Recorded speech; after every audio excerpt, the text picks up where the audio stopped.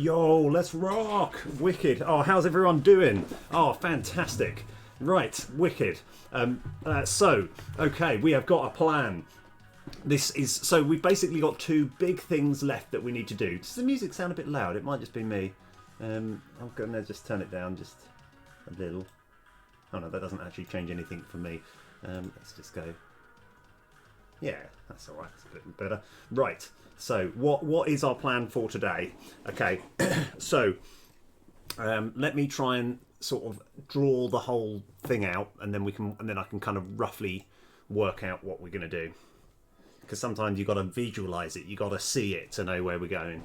So my general plan is we are going to have a on the sort of main campaign map, which I'll see if I can get to show you.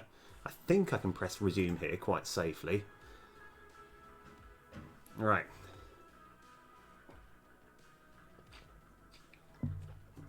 Yeah. Right. Nope, that's still... Yeah, okay, right. So, if I sort of pan out and zoom out here, this is roughly what's going to happen throughout the campaign. So you go to each island and do different things. Now, and obviously there's two empty islands right at the end here. So what I kind of want to do is make sure somewhere in the middle there's going to be a tile where you open up a chest, right? So it's a whole island for this just one thing, which is opening up a chest. And what does this chest do? So this chest is going to have nothing that's going to be useful for your actual current campaign, but it's going to be it's going to kind of help you like in your actual outside. So when you're here, so for example, if we go back to title now, in the chest, it's going to give you maybe a boost that you can use, right? Or maybe one or two boosts. It's also going to give you some rumple tokens, and what I kind of want to do as well is, even though you've got the ability to buy tickets in this shop here, right? If you're say doing a level say or a year 5 campaign, the mid chest will always have, I mean, on top of other things, it's always going to have a year 5 ticket. So provided you get halfway through, you'll always get your sort of like your money back as far as spending the ticket. In the final chest, there's always going to be 3 tickets for the next year afterwards. So at the end of so at the end of year 1, you'll get 3 tickets for year 2. Now, if you get to the mid chest in year 1, there's obviously you have infinite. So I can even show you. Yeah, you have infinite. That's totally not the number 8, and I've just rotated it 90 degrees. I don't know why you would accuse me of that. That's not the case at all. So anyway, so we've got so that's what we're kind of like roughly working on now. Now the way the chest is going to work, I've decided it's going to use a very similar strategy. I'm going to use a lot of the same stuff as I do with so here I've got this Wime, and I'm going to go new game, right? So I'm going to have an animation similar to this, but not the same, of what you're about to see here. See where you see this can and it goes right.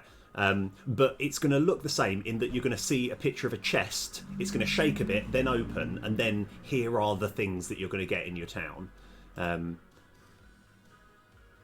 yes, right. I think that was just bad luck that they happened to be the same one, but that might not be. Anyway, we'll worry about that later. And I think so once I've done this whole chest thing, I'm going to essentially stop expanding my game, if that makes sense, because I've put enough stuff in this game. The chest is going to be kind of the last thing, and then it is just a matter of making everything that's currently working just work better. So how are we going to do the chest thing? So there's multiple ways we could do that. I think we start by let's see, what's the easiest way, what's the most logical way of doing this. Right, so in fact, let me go back into here.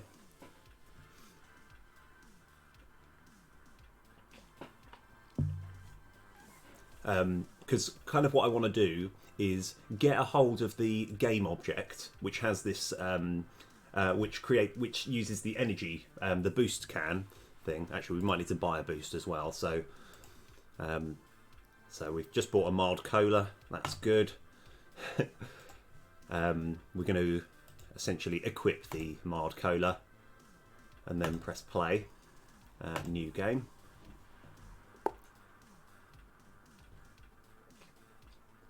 We've done all of this purely so we can get hold of this entire game object here. All right. So this is called the Boost Reward Go, I think. Yeah. So if I just turn that off.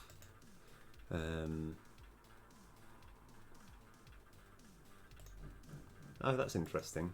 Oh yeah, and I apologise if you hear lots of banging. We'll see, because I've been kind of experimenting a little bit with. So I've realised that my house is quite humid, so I'm having to open loads of windows. So if if the outside noise is getting a bit too loud, we'll see. We'll see how it goes, really. Right. So anyway, this was the key thing that I was looking for. Boost Reward Go. Right. If I go Boost Reward Go, let's go into that game object. And now we can have a little look as to what exactly is going on here. So yeah, and we might even be able to use exactly the same code. That's the dream. That's the dream. So let's see. Let's just have a look, because obviously I've got a really short what's it called? Memory. That's the word. Yeah, I've got a really short memory, and let's close all but this. Right, so this is quite useful. So we've actually got a generic reward master script. So let's go to this definition as well, see what's going down over here. Oh, it looks like it's got a bunch of really useful stuff. Okay, that's actually gonna be really handy. So I think we've got a boost reward script. I think we just have a chest reward script. Right, so let's go start putting that together. Right, and in true lazy fashion, in proper lazy fashion, we're going to have map stuff. I am just going to go Control D, we're going to duplicate it, and we're going to rename it and obviously change a few things. But shouldn't be too much of a problem. So this is going to be Chest Reward Go. Okay, and at this precise moment, we've got if we go into the Chest Reward Go, which is obviously just the duplication, I'm going to remove this component, and what I should have done was actually find the location of where this is. So Boost Reward script.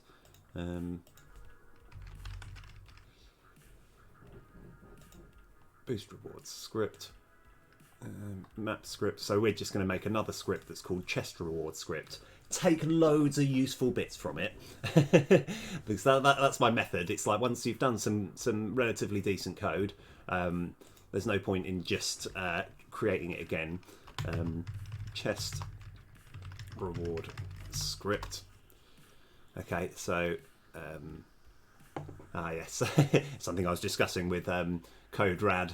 The concept of whenever you create a new script, it decides to bring up this, right, which is already annoying, but it doesn't even bring up the script that you've just created. It's as if Visual Studio feel like just wants attention. It's like, oh, I'm here as well. Right, anyway, let's go into here. Let's edit this script. And now, would the easiest method be right now to just copy almost everything from this and then work out what we do and what we don't need? I think that's a good start. So I'm literally going to copy all of this. Oh, it's not even too much. Not even too much. Yep. Control C. And then Control V. So, and I'm going to have Control S. Now, one thing which I haven't discussed yet is obviously I probably need a chest sprite, or of some sort. Don't worry, I've already done it. I'm using it from another thing that I had before. So we've got to work out. I think we should have probably the brown chest for the midline chest, and potentially the blue for the later one, or purple. I'm not sure. Either way, let's go get hold of all of these.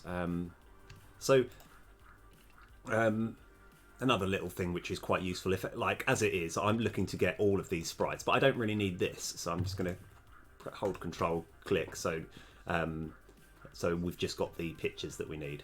So I'm going to drag this over here, and we've just got to find where we're going to put it.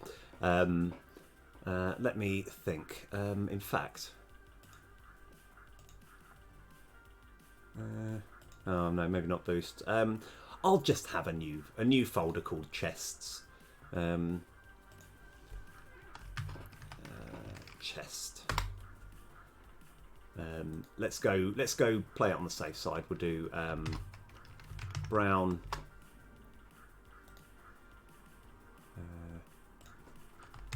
blue, and I think it's purple. I genuinely don't know what colour that is. I'll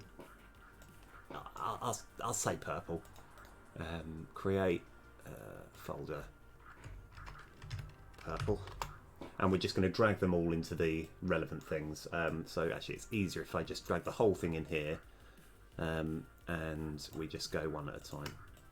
So the brown one's into the brown, that one into the blue. Like I say, I think we only need two different types of chests, and I've got 3 different sprites, but I'll worry about that later. So what we also need to do is, now we've got them all in the right place, let's highlight all of these, and I'm going to make a judgment call. This might be wrong, but I'm going to say 64, and then we go point filter and none, and apply. So what we can do kind of now is have a little look. What bits do we need from here? So this info box is quite important. This main window, boost box, don't know what's on here. I genuinely don't. What's main window SR? Oh, hold on. Oh, I know what this is. So if I was to turn this off, yeah, that's this bit. So we don't really need this. So I think we can just get rid of this. And this one here, let's go change it to one of these chests and see what it looks like. That looks okay. I think we can, if I go -1.5, yeah. So that seems kind of fine. So what's going to happen when everything's all working and everything, this is going to kind of, I want this to shake a little bit and then open up, and then this is going to open up with all the loot that's inside. So that's roughly what we're going for. Let's see, because I think one thing which always kind of keeps things quite exciting and fun. I'm going to put on a timer for, let's say. Seems very specific, doesn't it? Right. Okay, 30 minutes. And I kind of want to just see how much progress I can make on this. So as long as I've got a timer, it kind of keeps me focused the whole way through. So let's go. Right. So I'm hoping that I can get this whole animation sorted in this time. So we've got this chest reward script. We've got a bunch of stuff. Some stuff that probably isn't needed. I think we should rename this to chest SR. Info box, I don't think we need to worry too much about that. And then we just got to kind of work out what we need to do. So let's try and make sense of what's going on here. So boost SR, I think this is going to be, we can rename this to chest SR. And I think this cage SR we don't need for anything at all. So let's just go, boom, get rid of it. We're obviously creating error messages at this point, but that's fine. And now the info... so the info box SR is actually referring to this one here, because this is a public property and it's a child of this bad boy. So I would imagine this would need to be now number 1. And what have we got? We've got the boost trans. Oh yes, so this cage sprite, get out of here. We don't need that. We don't even need these cage sprites. Get out of here. Right, let's go get rid of that. And oh yes, right, this individual reward go is still quite relevant. Right. And let's go to this definition. Oh, let's go find all references. Oh, are we not even using this for anything? I guess not. I'm sure there's a good reason as to why we have it this way. Okay. So we can probably rename a few things at the same time as well. And I think if I have something like public sprite chest sprites, and we'll work out, like, we need to have some sort of variable at some point which indicates what sprites we're getting. So I think as well, you know, sometimes you kind of think things out loud. You think at some point we're going to need I think the Rumple level master script. Why do we need this? I want it open. I think it'll be useful. So when it comes to summon boost, we kind of want to have different variables that go inside. So I think we just start changing them. So we're going to have a public... Actually, hold on. No, it doesn't need to be public at all. I think all we need is just a bool saying end... This does limit us slightly. So, because if I was thinking, at the moment, we only need 2 chests. We need a mid chest and an end game chest. They're the only 2 things. However, I think just in case, like, I think to give us a bit more flexibility for later, we'll have a public int here, which we'll call chest level. And I kind of like to go 0 is mid chest and 1 is end chest. Like normally I could do a bool there, but I feel it make more sense to have an integer, so that way if we needed to put other chests in throughout the whole thing, we've got that freedom. Right, so let's go change this summon boost. So let's go rename this as well. Rename to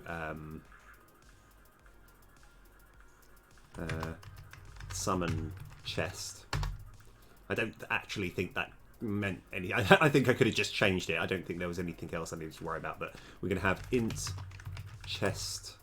Oh, that needs to be a lowercase. Chest level.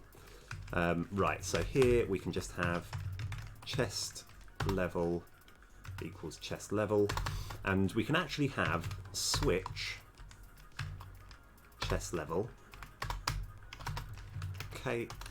case 0 break, and what we can do is, I mean, at the moment the only thing we need to worry about just at this precise moment is saying chest sprites equals resources dot load all sprites, and then we just need to find the path that takes us to the brown chests, and then we need to do exactly the same for... what did we decide? Did we decide brown or... I mean, no, so the brown is for the mid-chests and maybe... right, okay, right. I'm going to say blue, all right? Blue, yeah. We're going to have blue chests for the end one. And the purple is just going to be waiting there in the wings, in our project, probably just in our resources, rotting away, not doing anything. But I just, you know, I made the decision now, we're going for it. So let's go quickly match these paths up. So brown, let's go copy this path. Control V, and just need to get rid of that. And I know I could just change the word, but I'm just going to copy this path. This one requires slightly less brain activity. Control V.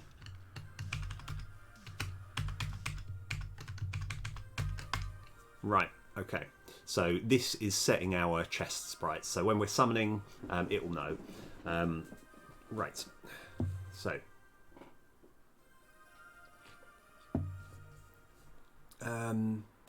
yes, of course, this will come into play at some point. Right, rewards open equals true. So now, why have I got busy equals true twice? I mean, have I got that in the original one? Is that what... Did that make so much sense? back when I was making this, I was like, yeah, we need to emphasise that busy is true. Okay, right. This could cause every error message under the sun, but I'm just going to get rid of it. It's like, well, what if we haven't... No, but we have. We've done it. We don't need to say busy equals true twice. There just can be no purpose in that. Right, so... chest SR sprite equals... oh yes, so here we're going to have, so I believe we need chest sprite 0, boom, done. Okay, so at the moment we're just saying the chest is going to be number 0, and the reason I know it's 0 is because they're all numbered. So in this case, this is the, you can't see it from there, and my head's in the way. That's a bit better. So we know that's the closed chest. So we want it to start on that, because I kind of want to make it sort of shake a little bit and then open up and do stuff. So it's like you always need a fun little animation before it opens. So so that's okay. So it's turning to that. We're making that 0. Oh, this blocker script. This is just key stuff that's really useful. I probably could come up with a way of making it look slightly cleaner, but this is fine. This is just to stop you pressing anything else on the screen. It sort of limits you to just pressing this, which is good. Right. Okay.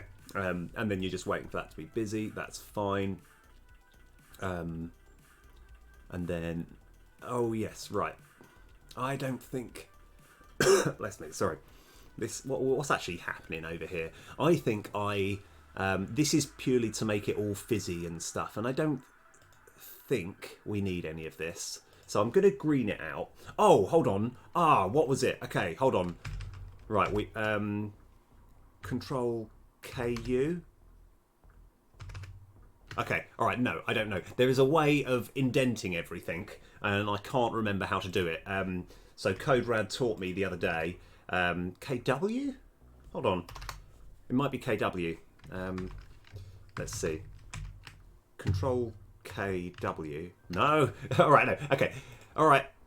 Forget it. I'll just, yeah. So there's a way of commenting everything out. So anyway, we don't need any of that. Let's make this a function at some... Oh, right. I've even got a debug saying we need to make it a function. Yes. We still got that debug to remind us elsewhere. So what's actually happening? The chest SR is fading to white, which is good. And then we don't really need any of this.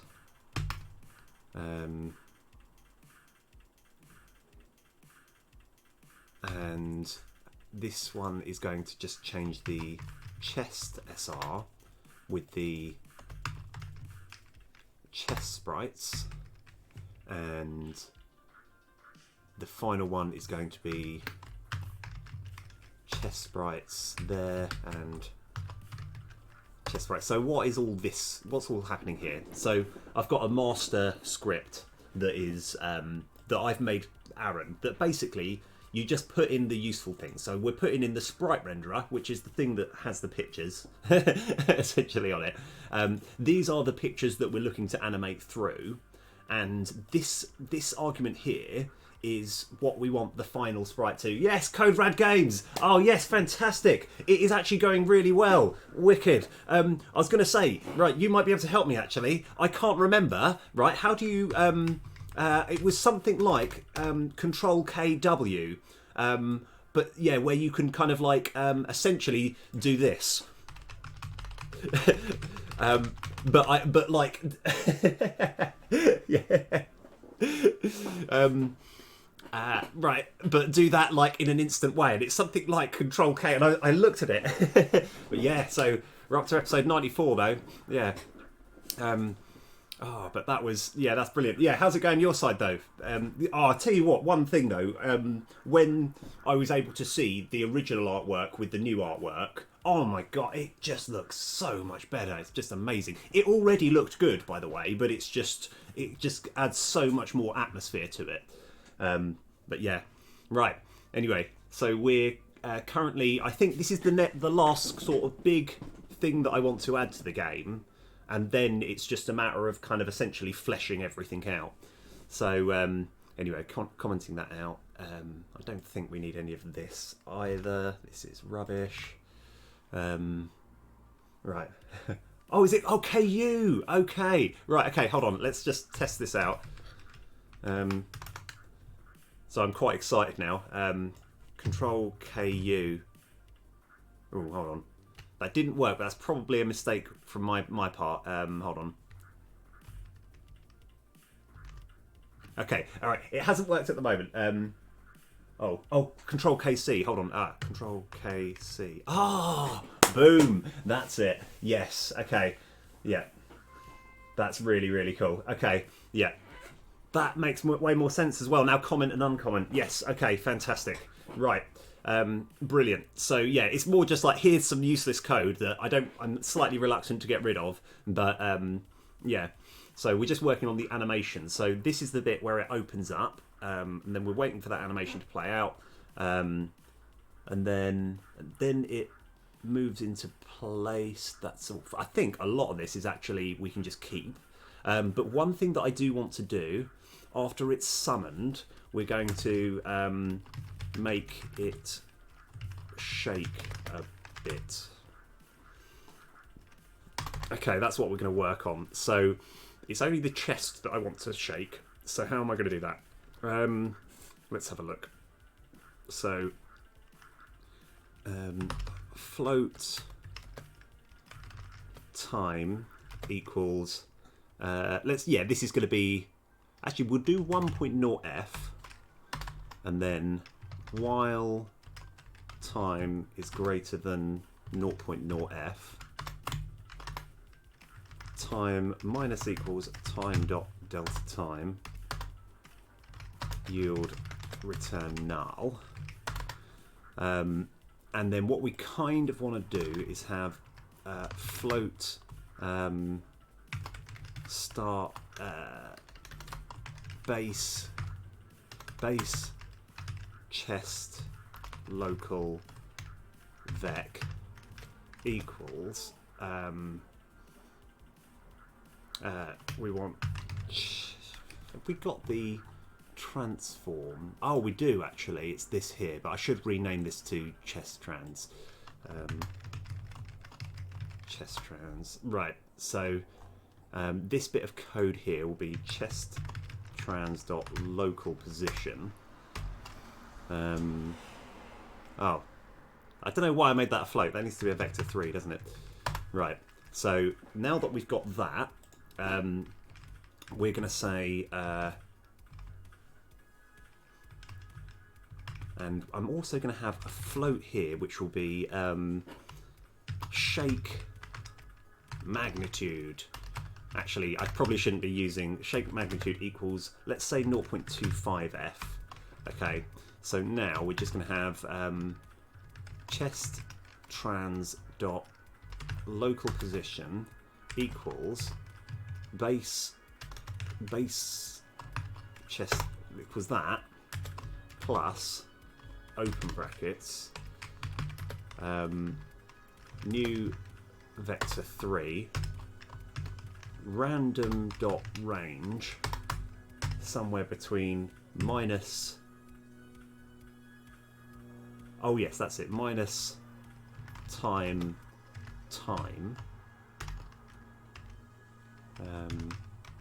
random dot range minus time. Oh, KK for, yes, that was it, I remember, sorry, because I think I might have created a bookmark earlier. Yeah, I'll have a good play around with that. I think at the moment I won't need it for this this particular moment because I've got quite a small script that I'm working with. But yeah, I'm definitely gonna play around with it at some point. Right, so we want so that's the vector there. All right, now I just want to have times by shake magnitude. Okay, so the idea is it's going to shake a lot, and then over 1 second it's going to go less. But I could. There's plenty of yeah. There's plenty of like. Actually, I could even make it go up then down, couldn't I? So it kind of shakes a little bit, then loads, then a little bit. I'm doing it. It's doing it live. It's going to go up, then down. Right, okay, so this one needs to be 0. Okay, there's a lot of things that can go wrong here, but I don't care. Right, so while time is less than 1, we'll also have float shake speed equals, let's go 0 equals 2.0 f just for the time being, and we can obviously change this. So while it's less than a second, we're going up in time, and then while it's greater than 0 seconds, it's going down. And this will hopefully sort of shake a little bit, then loads, then a little bit, and then we're just going to have this times by shake speed times by shake speed. Right, okay, I think that's pretty much all we need to do. We just probably right at the end, we just want to have make sure that the chest trans is in exactly the point where we need it. So dot position equals base chest local vec. Right, 11 minutes. Yeah, I think hopefully I'll have had the animation sorted in that time, but we want to have the animation and kind of set it up properly as well. Okay, so then we are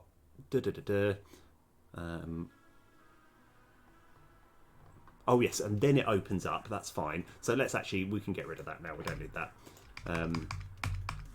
Okay, right, and then it's moving to the point and then waiting for that to happen, and then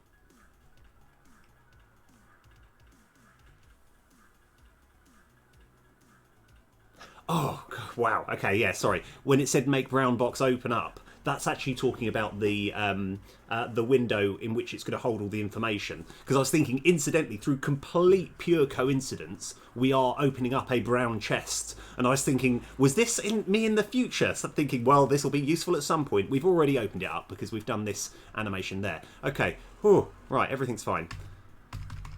Okay. Original scale.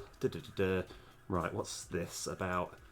Oh, I can't remember. I think this is to make sure that the box opens up to the correct size. And then...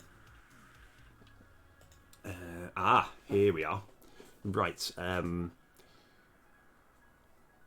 Yep, okay, all of this kind of makes sense. So what we can do is...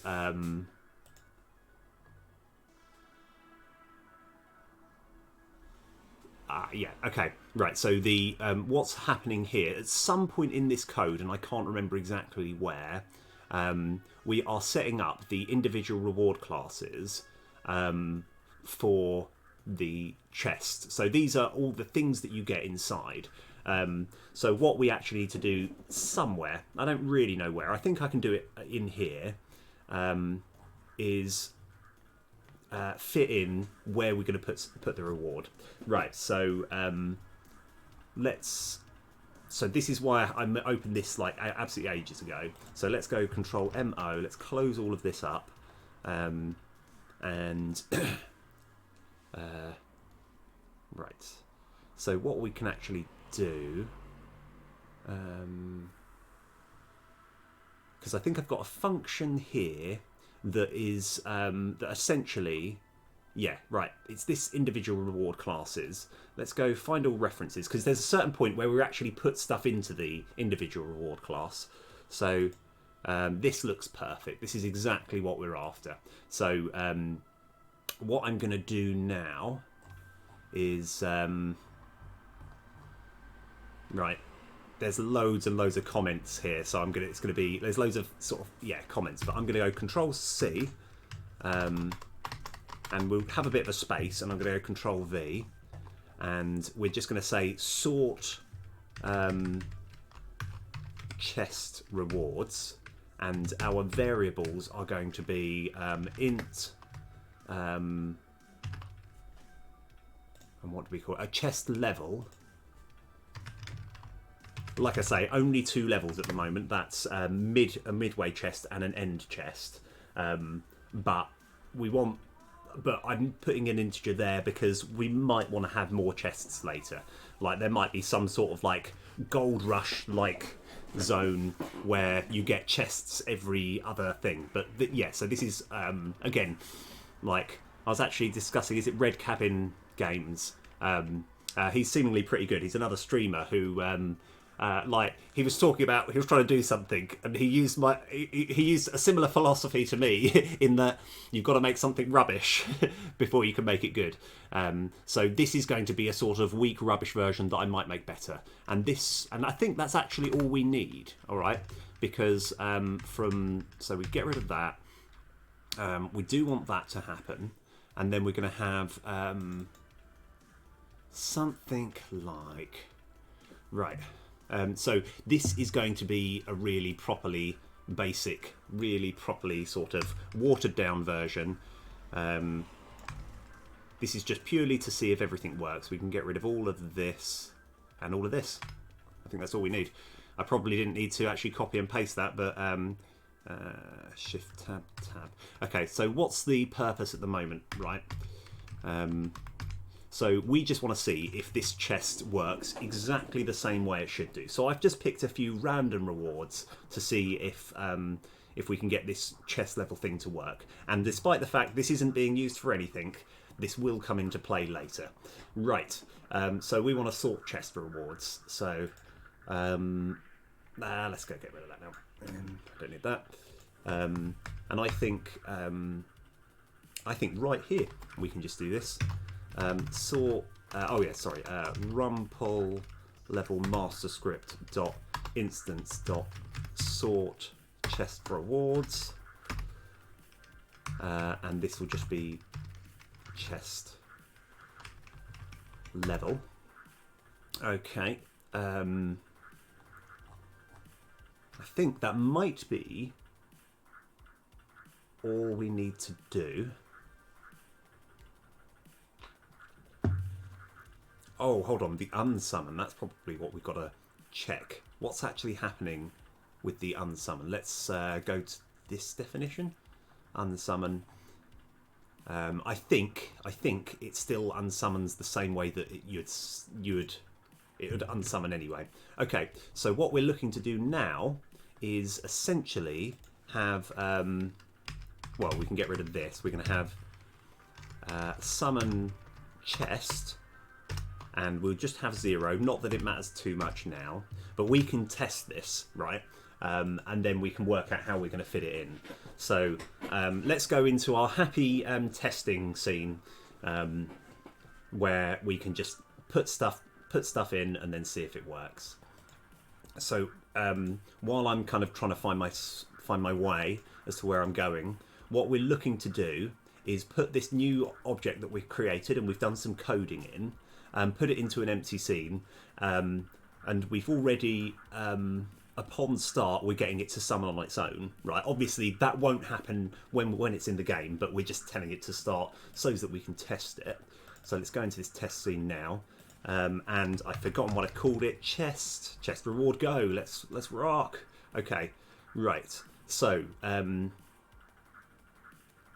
yeah, I think there's many things that could go wrong here. So many that it's fine. We just give it a shot. It'd be quite nice if this worked really well, and if the shaking was perfect and everything just worked really well in the first try. Right, which is what will happen because I'm remaining optimistic. Oh, aha! That is, oh my gosh. Okay, that's almost perfect. That is almost perfect. Okay. All right. Okay, slow down, guys.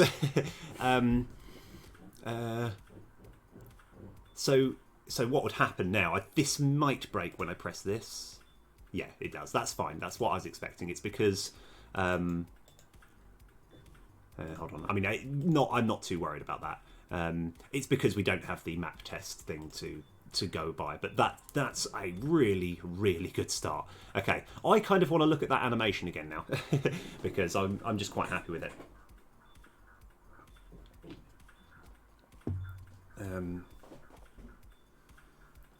I just want to see if that is exactly what I was going for. So,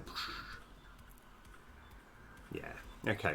So what's going to happen now when this chest is open? Instead of it being, these are all things that are useful for the campaign, but we're going to have some sort of function where instead of it being things that are useful for the campaign, it's going to be things that are useful outside of the campaign. So Rumple tokens, tickets, boosts. There's probably other things, but they're the only three things that I can think right now. So, it's also, we can change this colour. Doesn't need to be that colour. I just kind of decided, what is a good, nice, chesty colour? I'm thinking, or maybe it could be sort of a yellow.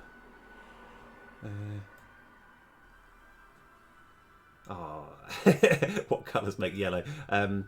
Right, so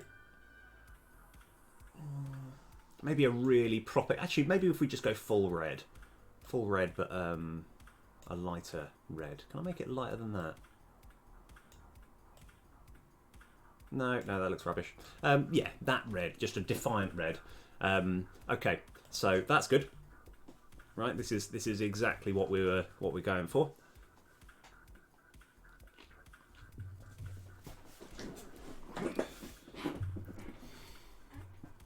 Okay, boom. Yeah, okay, all right. So what I actually kind of sneakily want to do as well, while we're here, if we go into this chest reward, I think I should go for unsummon. Let's go to this definition. This is going to be a bit cheeky. We're going to have a private eye enumerator. Close chest routine.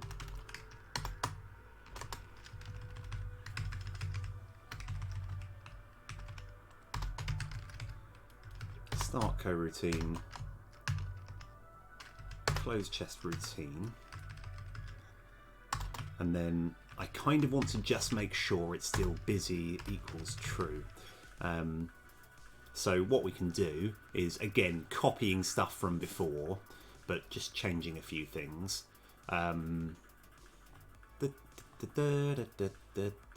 Right.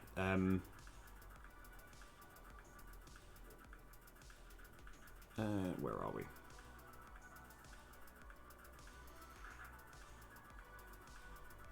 I just want to copy this, but change a few things.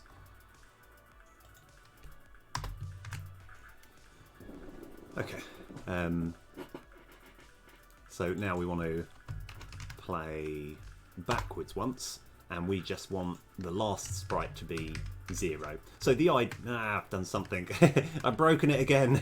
Right, here we go. So what's the purpose of all of this? This is so that once you've actually got all the loot out of the chest, you then see the chest close again before it unsummons. I just quite like that. I think I think that's quite an innocent thing to put in. It's not too much work. So I think that's fine. So now, all right, looks like that's actually really good progress for 30 minutes. I think the next thing that we need to do is right. So this is going to be the interesting thing. So at the moment, all we've got is this. So it gives us the same rewards every time, and they're not really the rewards that we need. So first of all, DM reward potential, go to definition. What are all the things that we can get? So we can get a construct, upgrade card, life, trash card. See, all of this so far, DM reward potentials. Oh yeah, gain money, mystery. Okay, so add rumble tokens. That's definitely one of the things that we need. And yeah, so add rumble tokens. I think we should have something over here, which will be something like add a boost, or add a boost, and then add tickets. Okay.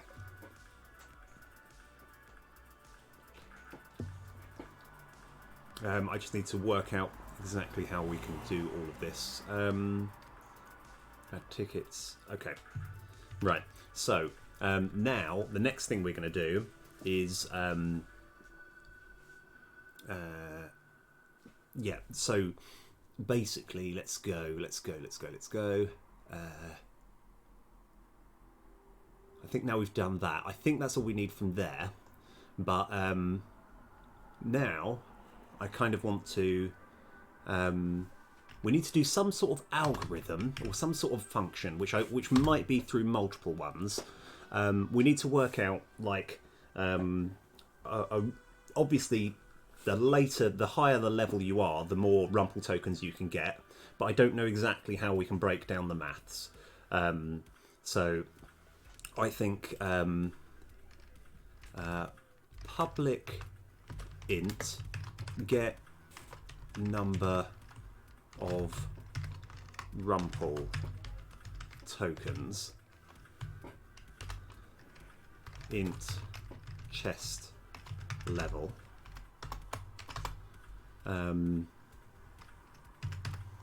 switch oh actually hold on, int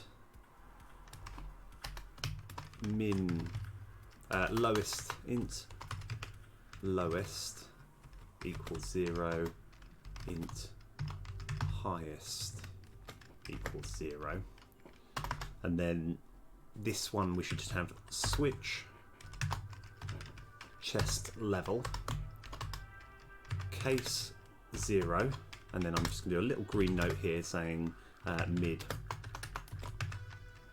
chest, and then break, and then we're going to have another switch saying switch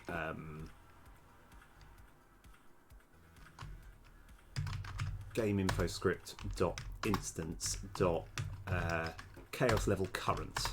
Okay, case 0 break. Okay, so now we've just got to work out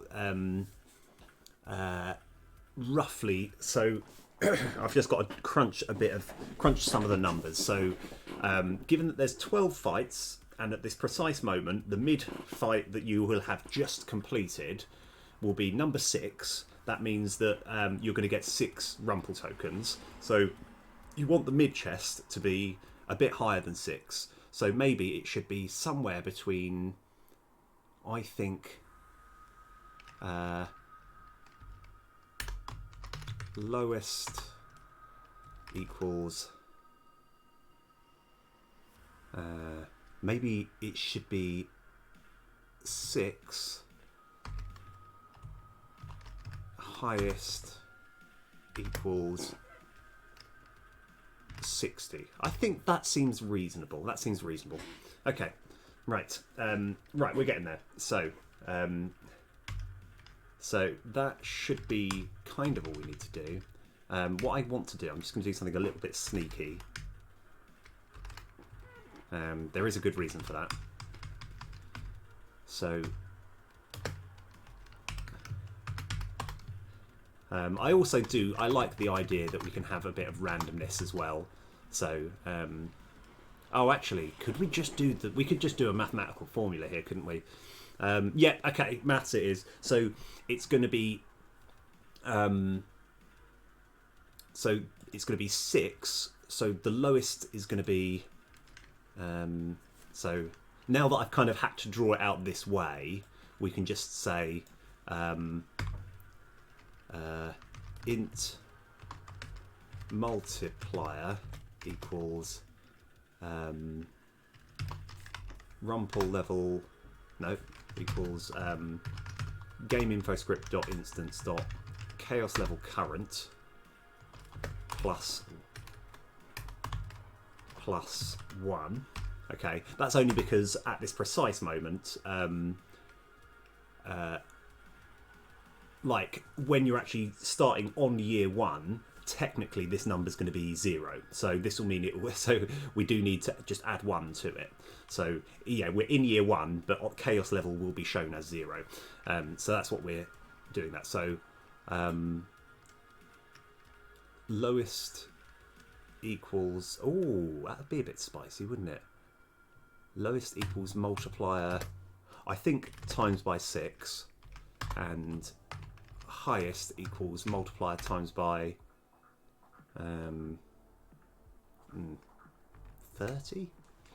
So that means that potentially when you are on year 10, that means it can be as much as 300. Does that seem too much or too little?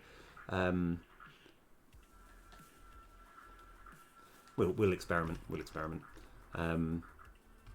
Let's go.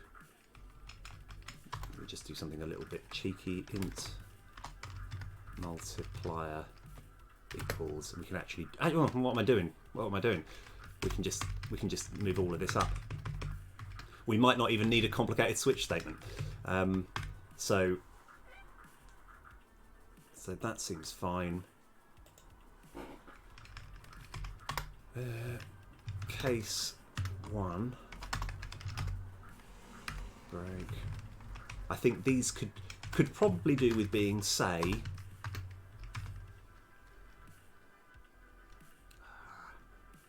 because we want it to be a really good reward if you complete it. So if you're looking to suddenly build up and grind some rumble tokens, you do want like an incentive to go. So 80. Trying to work out, does that maths kind of work? So 50, maybe 75. So that means that, and then we just need to have return random dot range between lowest and highest. Okay, right, so what's the purpose of all this? This is purely here so we can then have one of these reward classes as add rumple tokens, and the reward int is going to be get number of rumple tokens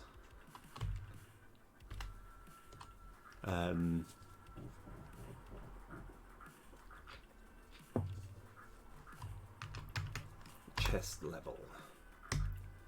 Okay, so that's the easiest one sorted. So now when we're playing, when you get one of these chests, it will pick a number. If it's a mid chest, it's going to be somewhere between 6 and 30 times by whatever year you're doing, and if it's the end of the thing, then you're going to get some more rumble tokens. and 75 times by 10, 750. That feels like, you know, that's the absolute maximum. And that's good, actually. That kind of gives us a bit of an understanding as to sort of how high the levels should be that you need to go up each time. I think that is useful. Okay, right. So we are we've done the easy one.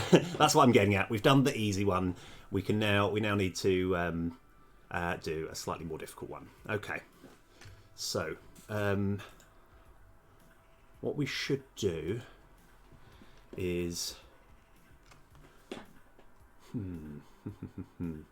so what I want to happen is during both the mid chest and the end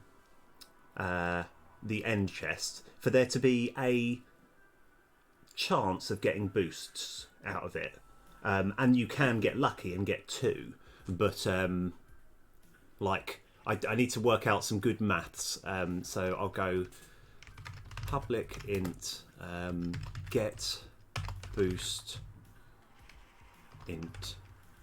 Oh, hold on. Let me rename this as well. Rename this to get number of Rumple tokens for chest reward. Okay, this will be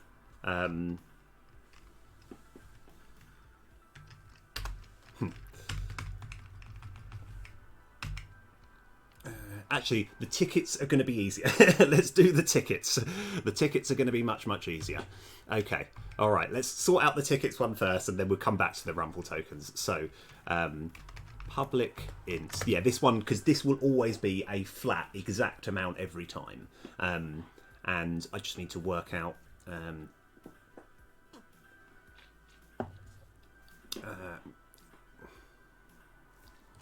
in fact, we probably don't even need a function for this.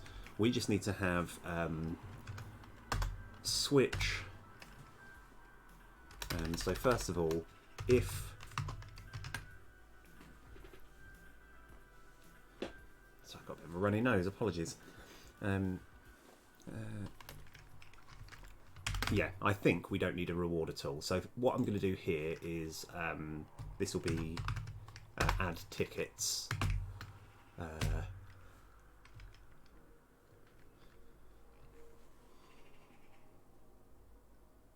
So I'm trying to work out if I actually think we just... So when you actually get to the end chest, there's going to be 3 different things saying like a level 1, like 3. You'll actually have to click on it 3 different things. I think 1, people like clicking on multiple things. They're like, look at all these goodies that we've got. Bam, bam, bam. Right, is my excuse that I'm going to hide behind. So we can actually rename this to add ticket. Right. Okay. Now we're going to have switch chest level case 0 break if game info script dot instance dot chaos level current is greater than 0, then we add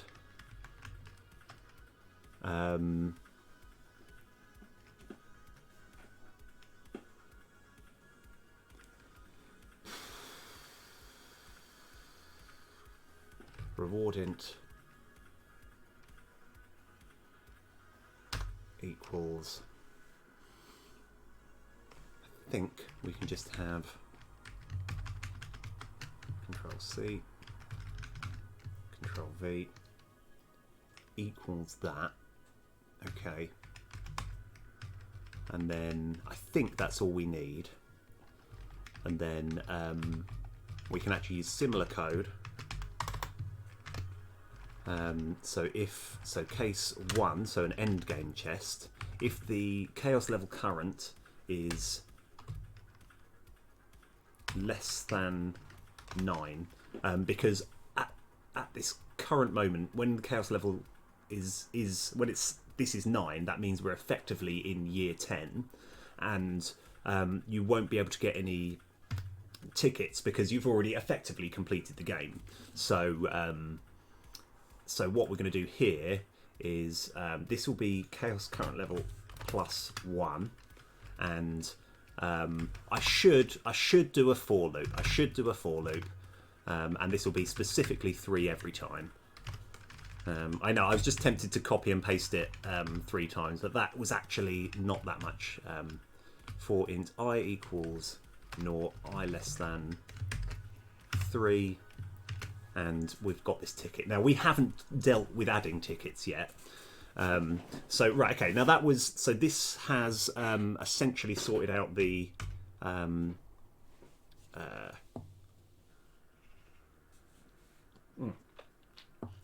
right. Yes. Okay.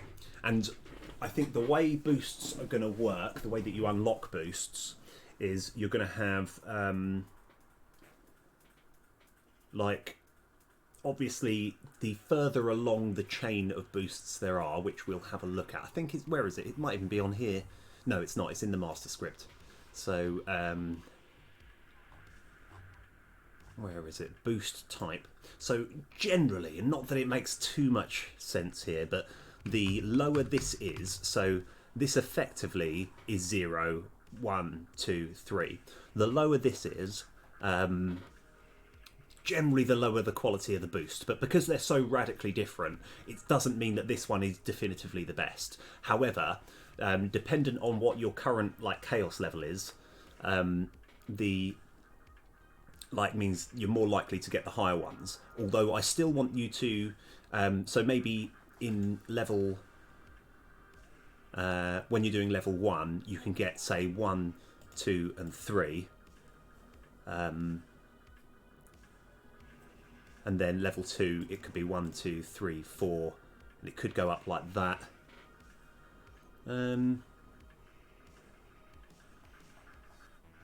Yeah, okay. All right. I'm going to just do some creativeness here, because I haven't really got a perfect idea as to how I'm going to do this. Where was my... Ah, here it is. Right.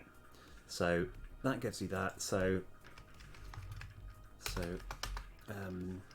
public int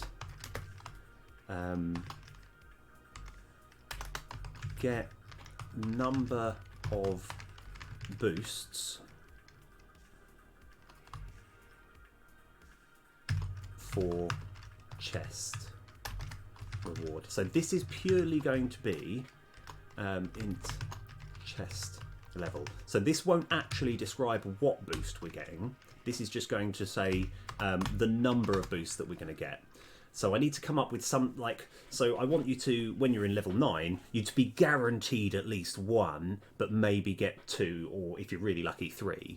Whereas when you're on the first like year, you kind of, it'll be a real win if you do get a boost. So how am I going to do it? How am I going to do that all in code? So first of all, let's go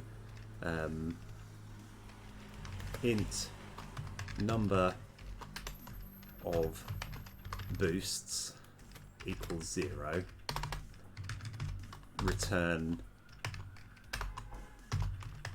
number of boosts. That really needs to be an S, didn't it? Okay. Now, also I want you to have a slightly higher chance of getting boosts. Yeah. So now, let me just try and work this out. So switch chest level, case 0, and break. So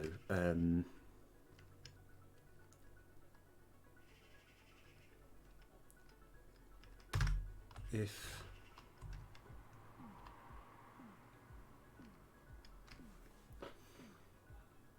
because I still want there to be maybe a chance of getting 0. I think I've got it. I think I've cracked it. I've cracked the numbers. Okay, yes, this will be one of those bits of code which no one will ever really, hopefully no one will ever really work out. But I think I like this as an idea. Okay, Right, got it. Switch. No. 4 int I equals 0, I less than 3.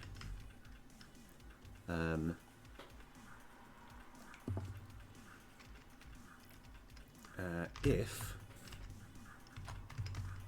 random dot range, no, random dot range, somewhere between 0 and, oh, this is a key number. This will mean something a little bit. So given that the numbers that we're working with are, yeah, hold on, 16, I'm going to, 16 is less than or equal to, actually, so a number between there is less than or equal to game info script dot instance dot chaos level current.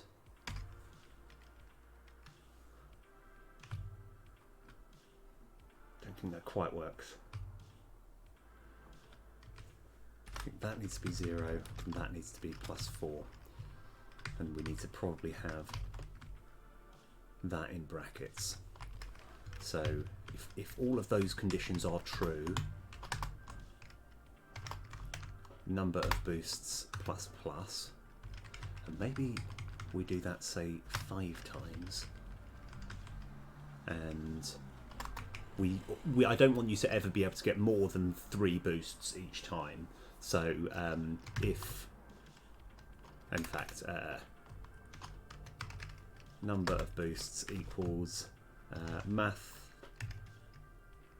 f dot min of 3 and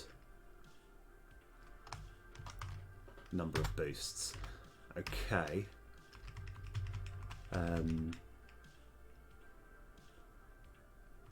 So now,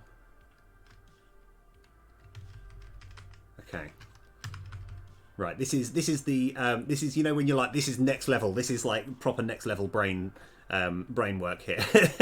I tell myself. Okay, so all we actually need is if chest level is equal to 1, number of boosts ++. Okay, all right. I think this is I'm really happy with this. I'll explain everything that's going on. So when we're going to have either a mid game or an end game chest. So when you get to the end game, you are guaranteed at least 1 boost. So if the chest level is 1, then you are guaranteed at least 1 boost. Right, then we're going to go through this particular cycle, this for loop, 5 times. Maybe this could be 20. Okay, this is 20. Okay, so now 5 times. So let's just do it the first time. We pick a random number between 0 and 20, right? Maybe that could then be 2. Okay, right. So so let's just say we're chaos level 5, which will mean this is 6. So this will be 8 there. We cycle through this 5 times. Sorry, you know when you just kind of, I want to tweak some numbers. I just want to make sure this looks good, right? Then so there is a luck element. If this number happens to be less than whatever this number is, then we add another boost. But we can never have more than 3. So yeah, now I kind of want to do that again. No, okay, all right. Yeah, this one will need tweaking, right? There's nothing super glamorous about this, so that's fine. Okay, so now we can have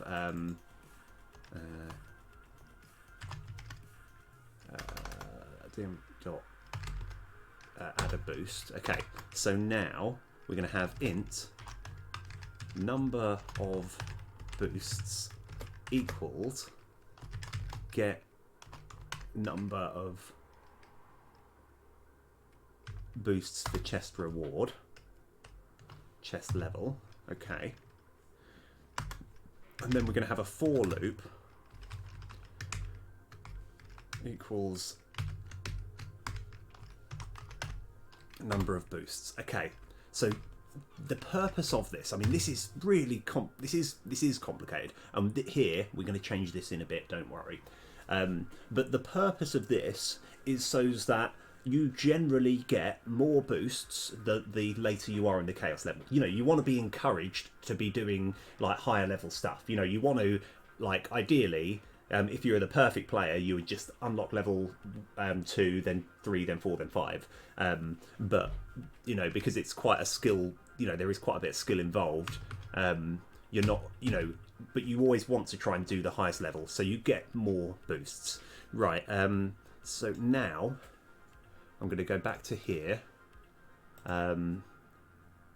Polanka, so, and I'll just double check, I think it is 10. There's 10 boosts that we can potentially get. So now we're going to have public int get boost quality. So we know that this boost quality is essentially going to be how high this number is, and we'll convert it at some point. We're going to convert this at some point, don't worry. But we know the highest number it can be is 9. And maybe this shouldn't, the chest level shouldn't matter. I think it won't do any harm for us to just put this as an argument, but I don't think it will matter too much. So we're going to have that, right? And we want to have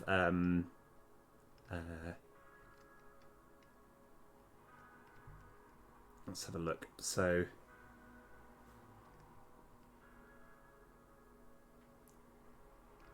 I've got to kind of come up with an easy-ish system, because we could just say, literally just return game info script dot instance dot chaos level current. That's what we could do, but that will mean you'll only ever get the same boost dependent on the level, and we want to have a bit of variety. So how would we go about doing that? So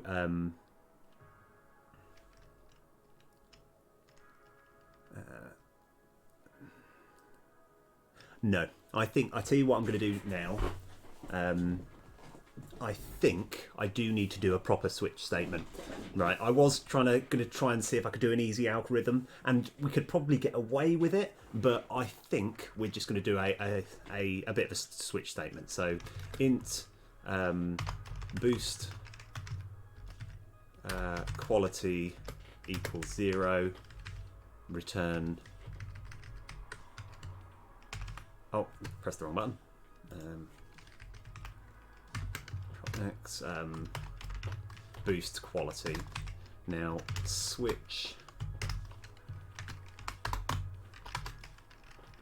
case 0, boost quality equals random dot range, somewhere between 0 and 2, which means that it can be either 0 or 1. Break.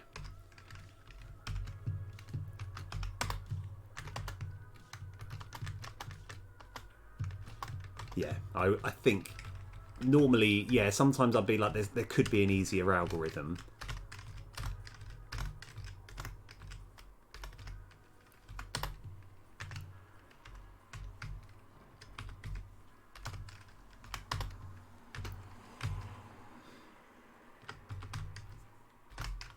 I want maybe only in the last one can you ever get Polanka, or maybe in the last 2. So the highest one you can get is between 9 and say 6. This will be between 9 and 4, 7, 4. That'll be between 0 and 3, 0 and 4.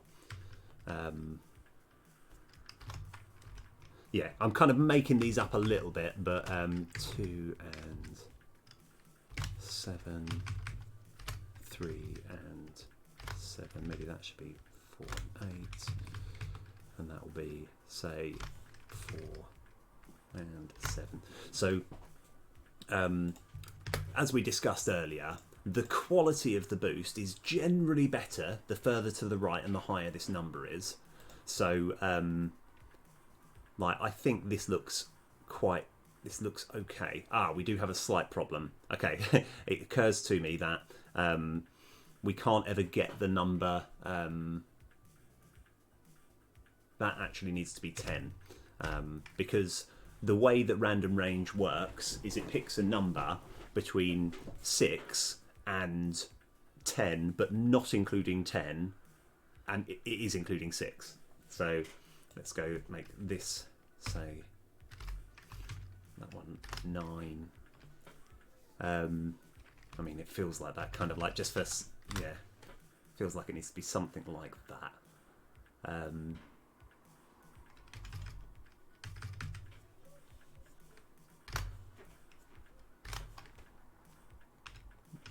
So there we've got 4. I'm just looking at the range, so maybe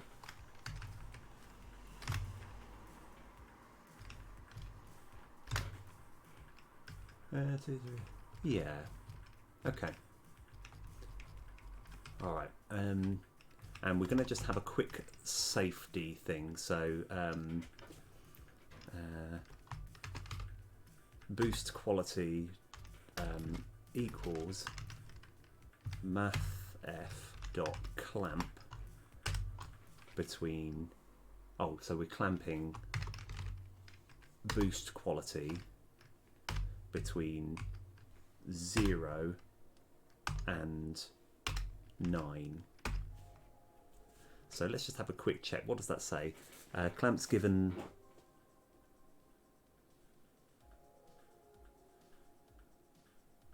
I've got to remember how this works, because what a clamp does is it means that it can only be between certain numbers, but I think that actually needs to be 10. No, maybe that's 9. I can't remember. Okay, right, so now we've actually done all the technical bits. So now we're going to go get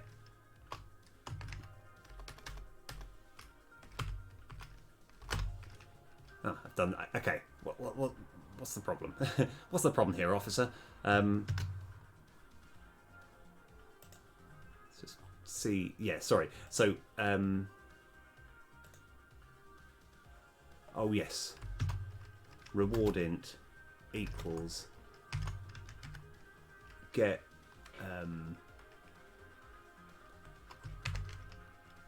boost quality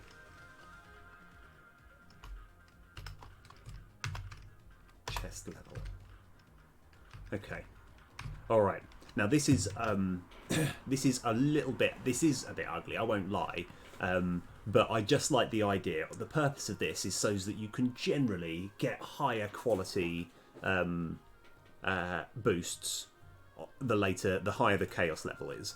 And also you'll get more boosts, roughly, the higher the chaos level is. But it's still not an exact science. You know, it's still possible to get no boosts on level like 10 and up to 3 boosts on level 1. Okay, but this kind of, you know, I still like that sort of randomness. Okay, right. So I'm just trying to sort of tidy a few things up.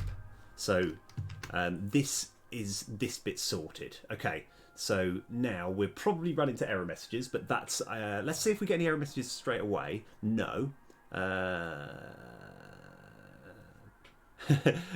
I said no preemptively there. Okay, we're okay. Right, fantastic. Right, now we have... yeah, now we've got the slightly easier bit to do now.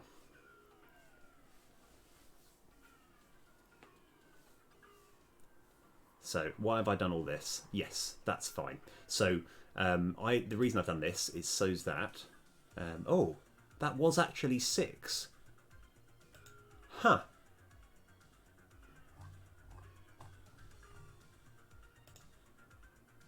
That was...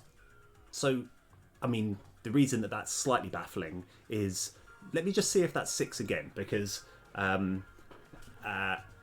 that's the lowest number it could have possibly been, right? Provided I'm on the lowest level, the lowest bracket of everything was 6. So I just want to check that that was just bad luck. 29. Okay, that's fine. Right. Absolutely brilliant. Right, so now we're going to pause. And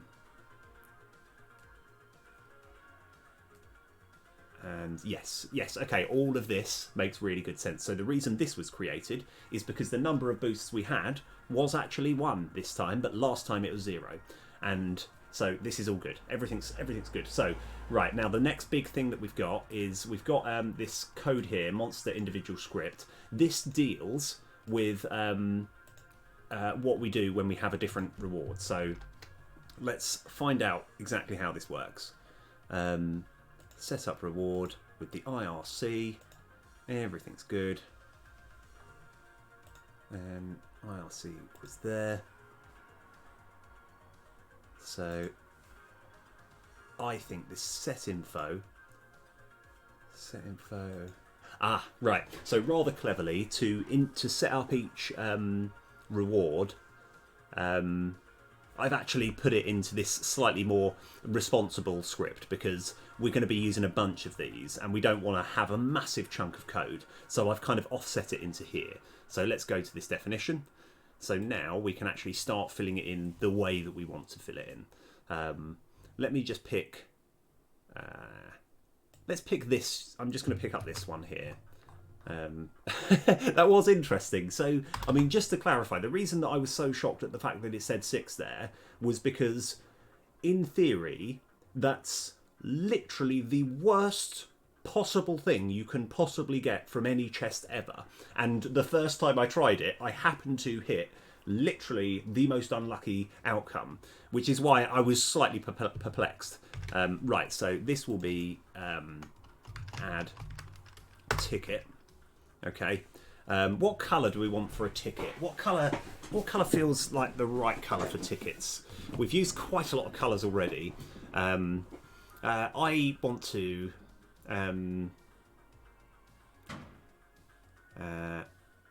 so I'm just going to go Control S. I'm just going to play around. What sort of colour do we want? So... So the easiest way of doing this, I sometimes just got to kind of use my instincts here, and being colourblind and trying to decide a colour is not the best thing in the world. Right, so we're going to have a square here, all right, and I just kind of want to think what colour in my head. Oh, that looks quite nice, doesn't it? Maybe kind of want it to be.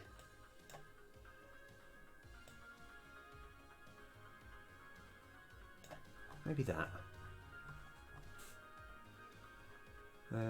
Oh yeah.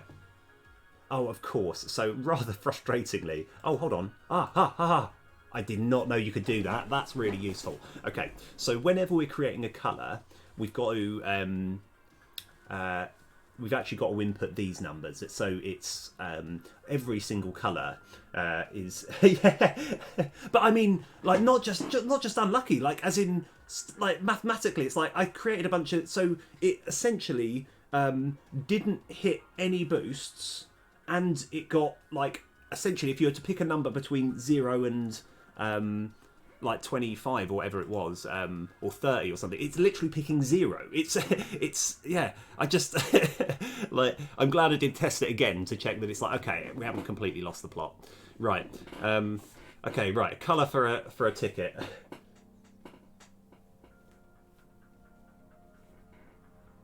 Yeah.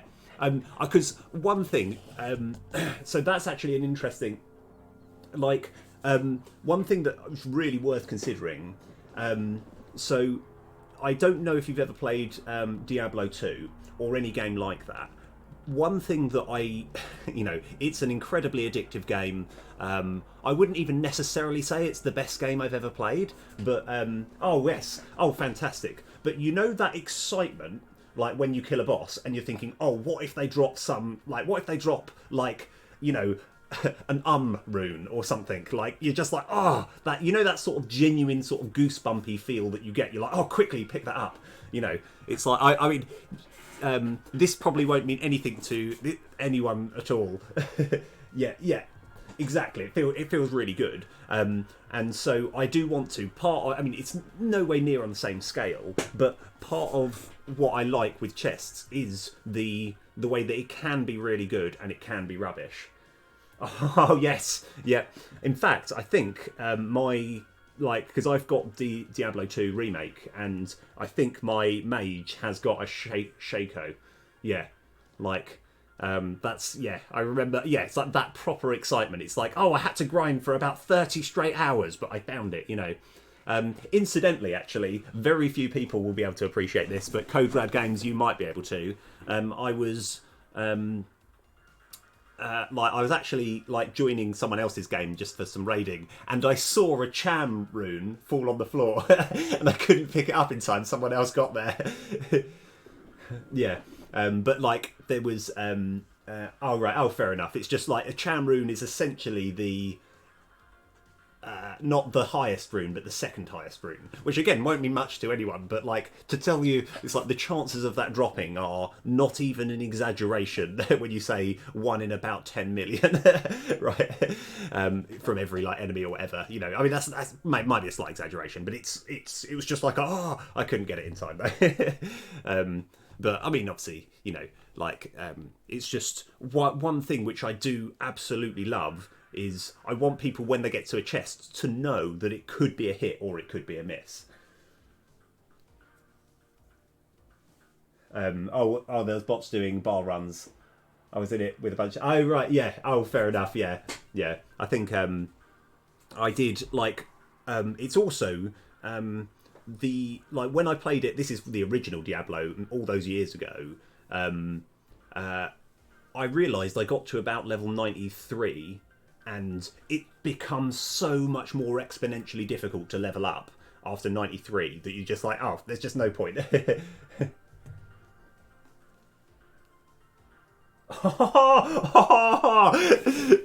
Believe it or not, right? So in current D2R, I mean, I haven't actually played it for a while now, but when it first came out, I spent a lot of hours, and basically, I still want that Tal Rasha body armor because I think I've got most of the other bits of Tal Rasha, but that's the proper super rare, ultimately really valuable one. But to be fair, I can't argue. I did find a Stone of Jordan.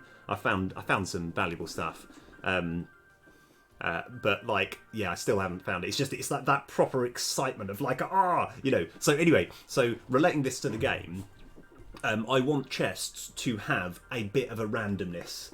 It is really good. I think it's just it's one of those where you can start playing and then before you realise it's 4 a.m, you're like, oh no, I've got work the next day.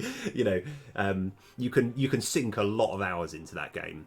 My favourite class was always the sorceress, and I like the cold sphere, but it's just one thing that does so well is just when it sometimes it might just be when you identify things and think, oh wow, not only is this a really rare bit of equipment, but it's the randomness of the stats is and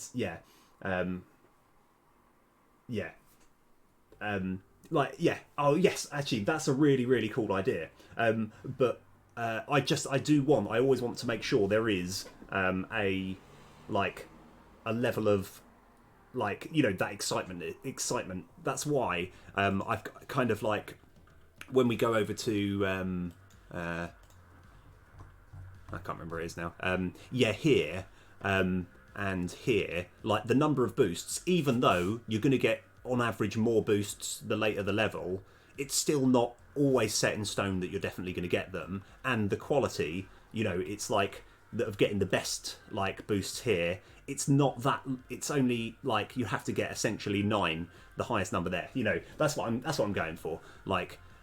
Because I did learn a lot, because there is that genuine, like I say, that excitement from getting really good loot.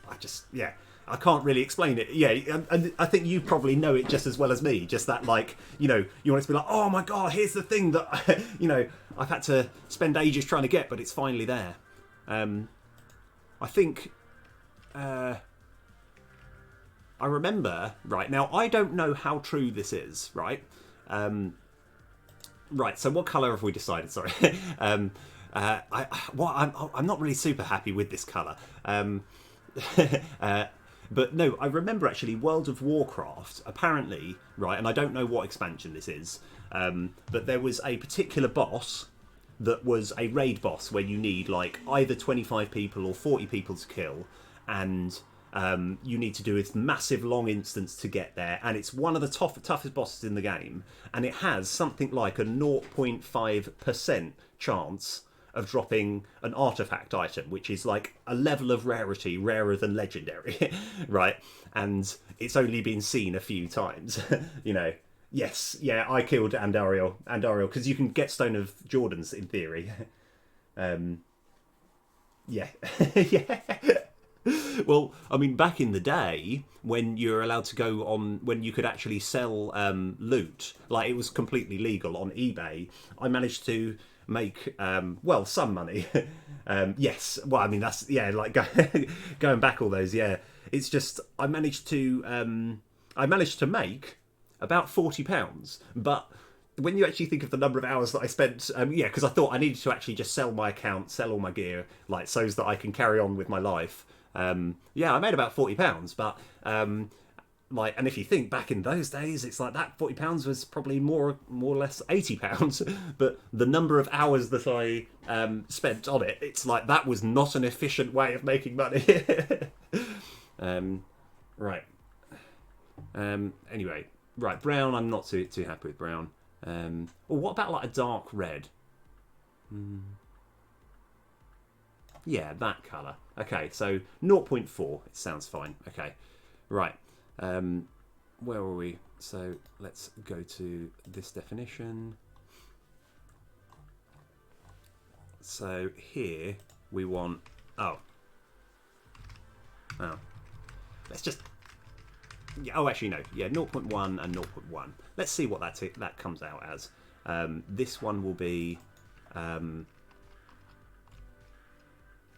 get a level, that number,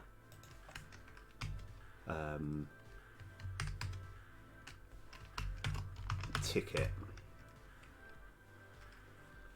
and then play forward continuously. So there's no animation to be had here. We can just go, what we want to do is have imsr dot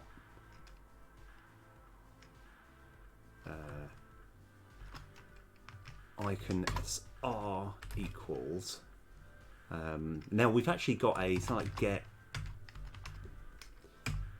curved ticket sprite. These tickets are going to be far too big, so I'll have to shape them down, but we'll wait till they're up there, and that will be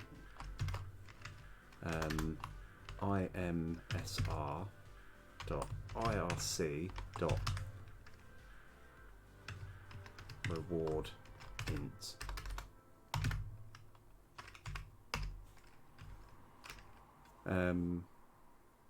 Oh, I spelt it incorrectly. That's why we're having... Nope, something's wrong here. Oh. Ah, definitely. Right, okay. That's interesting. I'm trying to work out where we're going wrong here. But yeah, I remember the map hack, because then you could just zap straight to the sort of stairs that go down and stuff. Yeah, that's brilliant. Right, I don't think we need that. So I just got to work out why this is not working.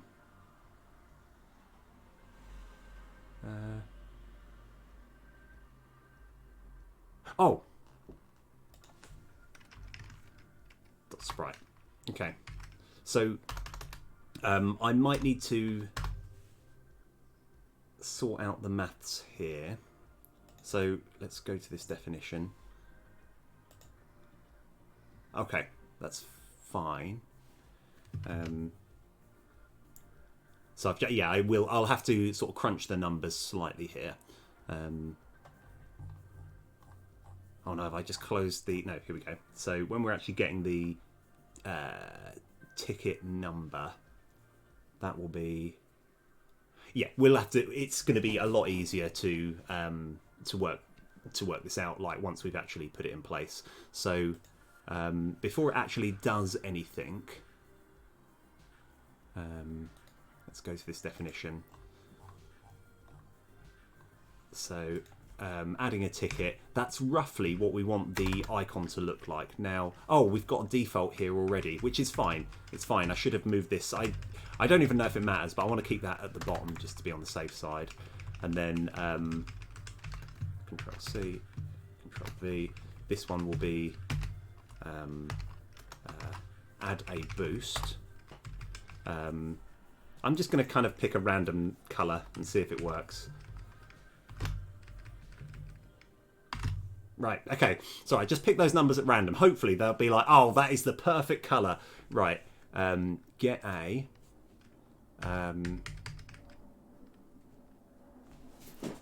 Right, I wonder if we can actually get the string name of a boost. I don't... There's got to be easier ways of doing this.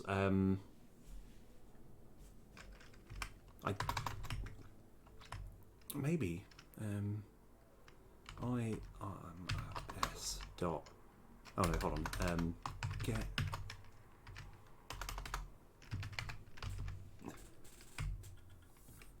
Maybe not. That's okay. It should be easy.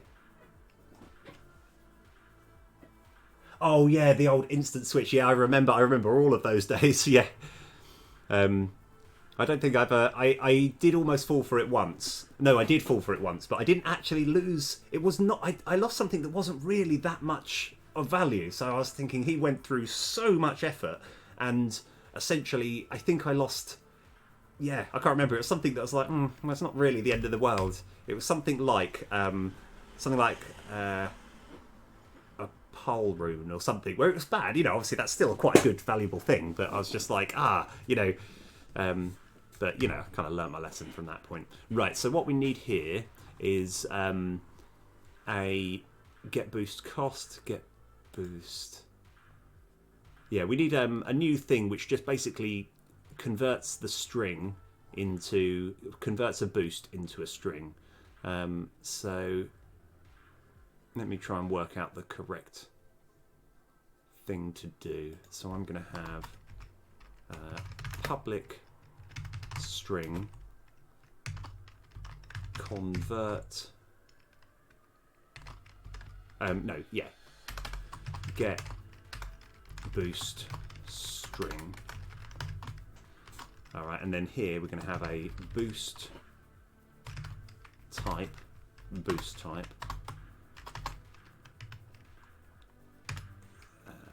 switch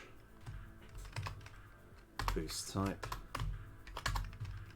And let's see how much I can see how lazy I can go, basically. Oh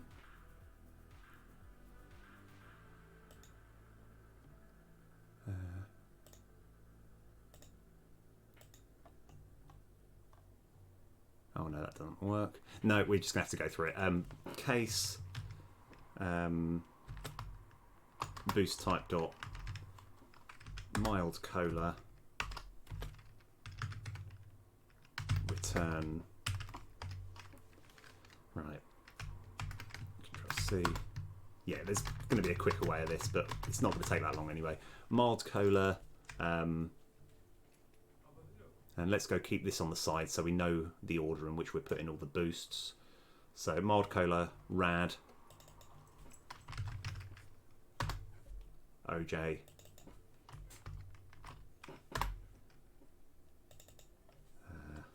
wine,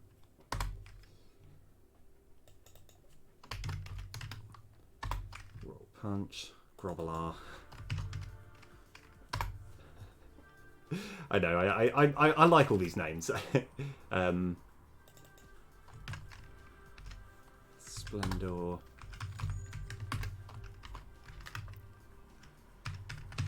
Set, Chain and Palanca.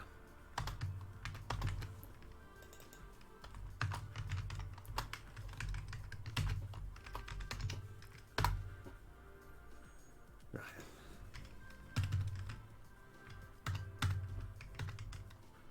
So what I'm doing here is I just want to have an easy way of converting what the actual boost is into a string. I don't think I've actually got that yet. So we can kind of copy and paste and just change a few things. So Control V, mild space cola. That one we can just simply have rad. Benson's, maybe Benson's OJ. Sounds fine. Wine.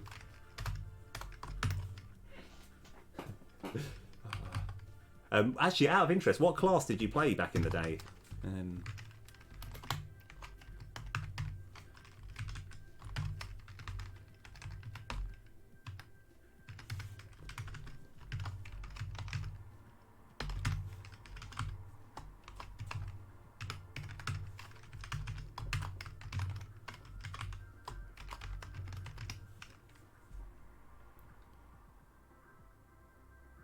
That just needs to be lowercase, doesn't it? Right, and then fire. Oh right, oh fair play. Yeah. Hammered in. Yeah, for Russian Rats and.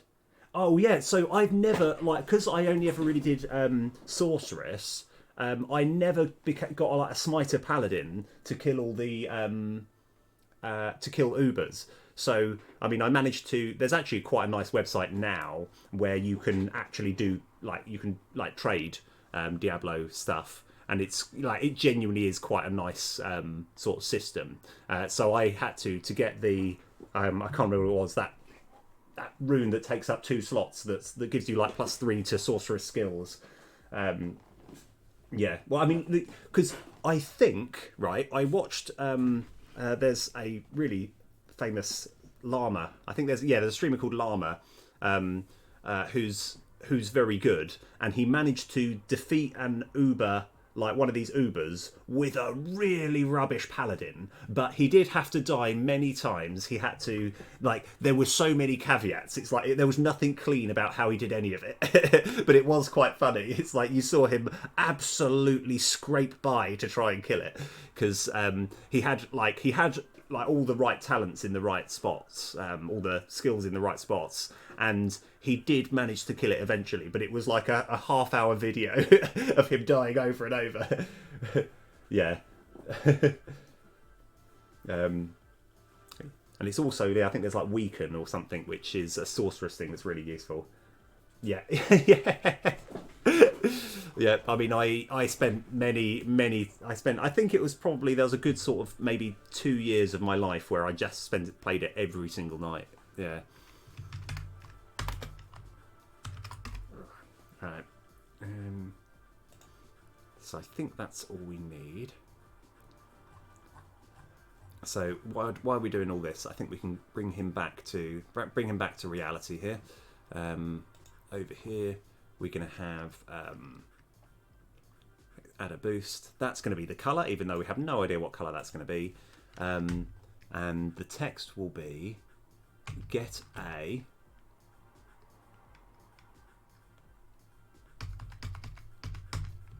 and then here we want to have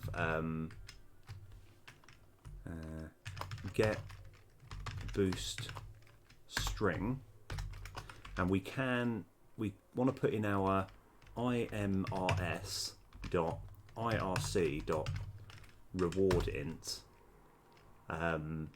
but that doesn't quite work because we've now got to do actually, yeah, I learnt this a bit too late in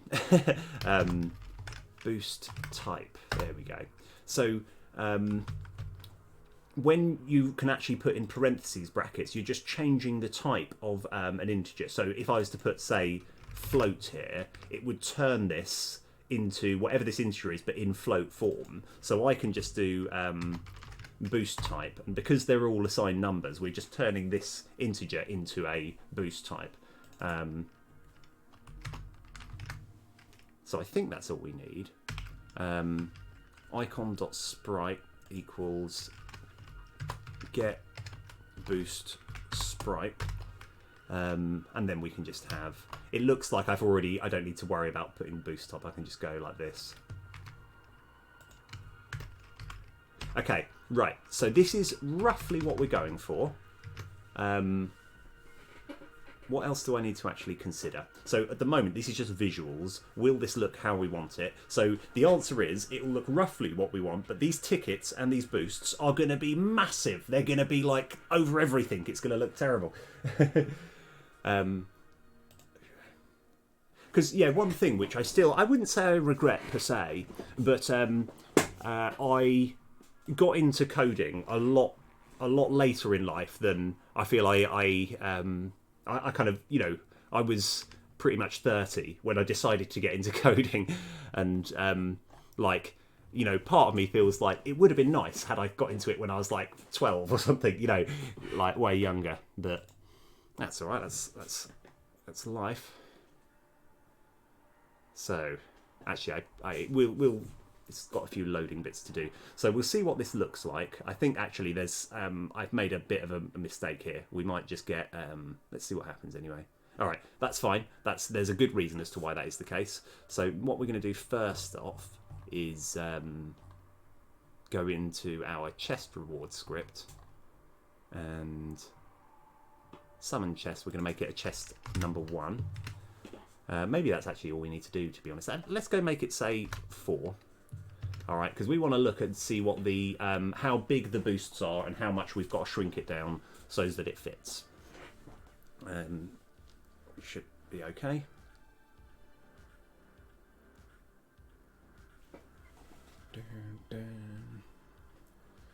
Oh, right. Okay. Yeah. And so what we should be getting is quite a lot of Rumple tokens, 3 level 4 tickets. It is level 4 because no, or is it level 6? I can't remember. Because we're on Chaos level 4, which means we're on year level 5. So yes, yeah, so level 6 tickets, and hopefully a couple of boosts as well. Yeah. But I think because one thing, I had this properly surreal moment. Oh, we got a problem. That's all right. Let's find out what the problem is. Summon boost.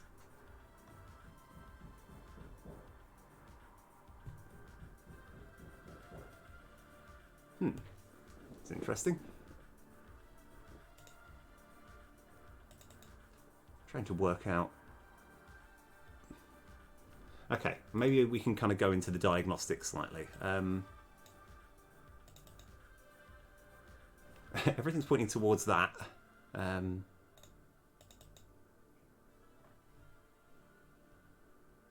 Oh, of course, that needs to be 1. Okay, apologies. Yeah, sorry, that isn't actually the level. That's just whether it's an end chest or an... Yeah, that's fine. Okay.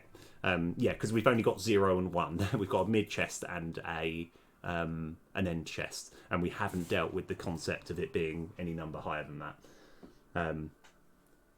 Like, I think I went to a sort of game dev meetup, and I think I might have been, say, 35 or something. I met someone else who was essentially kind of similar to me in that, like, kind of we'd both got into coding like later in life, and, you know, sort of discussing ideas. And there was a guy who was like 25, but he had literally been coding since he was 10.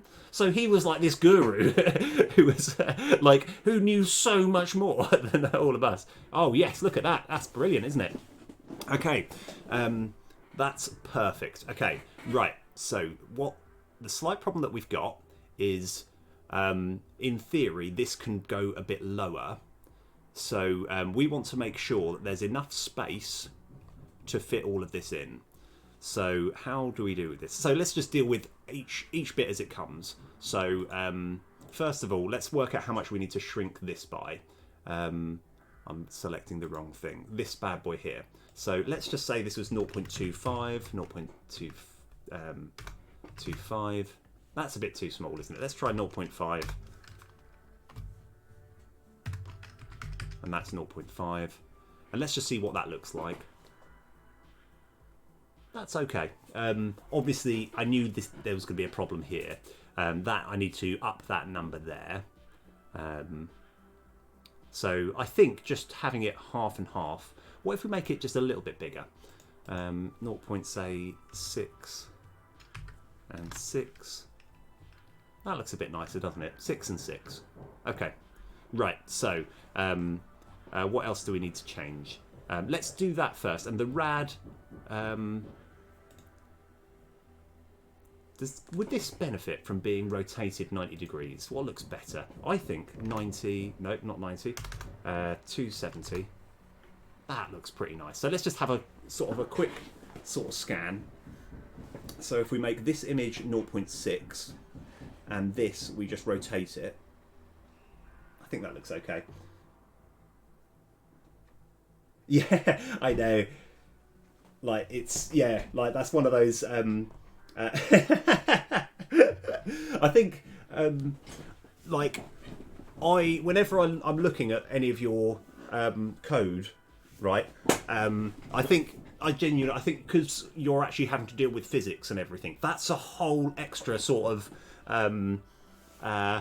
like minefield. That's so much involved in that. So it's like kind of, I do know that feeling. I mean, because it was when we were at this sort of game dev thing, we met this person who was literally 25, right, who knew so much more. Because it's not as though he was really nice about it. He wasn't like, he was genuinely really kind about it. It's just like he helped us both with our problems. We said, well, this is what we got, and he goes, well, and then like he managed to explain in perfect crisp detail exactly what to do. It's like, oh wow.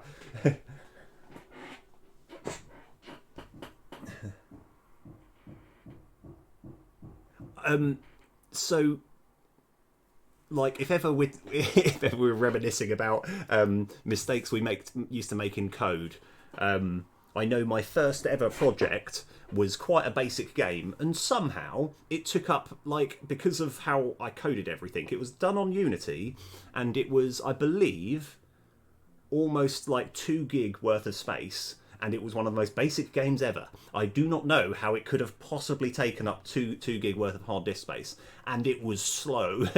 I remember actually, this is like, must have been early last year, I was talking, so that needs to be 270, sorry, yeah, let me, I remember sort of talking about how, get components, right? Imagine trying to do an entire Unity project without knowing that you can get components, right? And I know a lot, you might be thinking, well, that's impossible, because how are you ever going to get access to any of your stuff? I came up with a really like backhanded creative way of like not having to use get component because I didn't know what it did at the time. So it's like there's so many times where I've got this massive chunk of code which is essentially referring to one thing, referring to another, knowing that it then comes back to this. It's like there was essentially imagine doing something like find and then trying to work out if it's the right. It was not good. But that's why I'm quite happy. I see that as a sort of badge of honour of like, this is one of the ugliest games I've ever made. Right, so where are we up to? So what we need to do is go into here, and where we've got get a ticket, we can actually just quite cheekily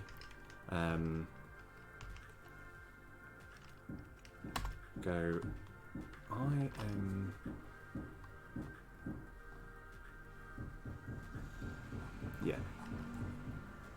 IMRS dot. Let's actually see if we've got, because I want to see if we've got the transform. Let's go to this definition. We've got the base trans, which we don't need. We've got the icon SR. Okay, so I think we can do something like this. I'm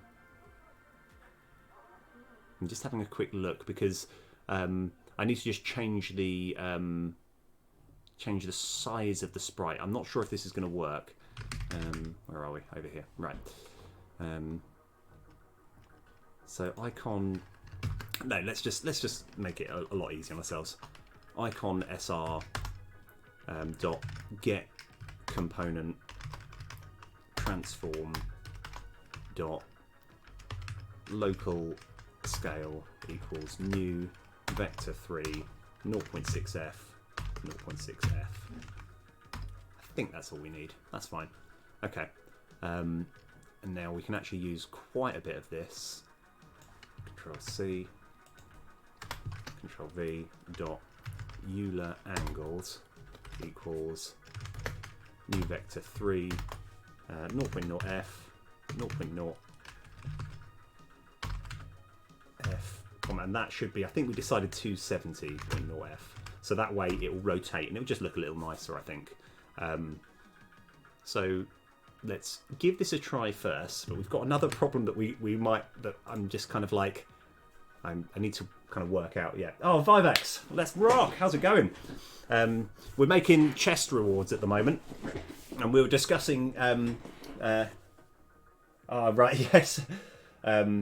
So how is that all going? Like, are you still? Are you looking at my Unity code and thinking, I wish I chose Unity to begin with, or is Rust generally? I don't know. Is Rust actually a bit more user friendly overall?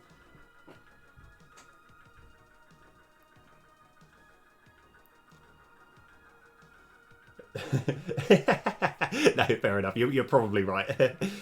I suppose to me, Unity, I feel like Unity is like part of my.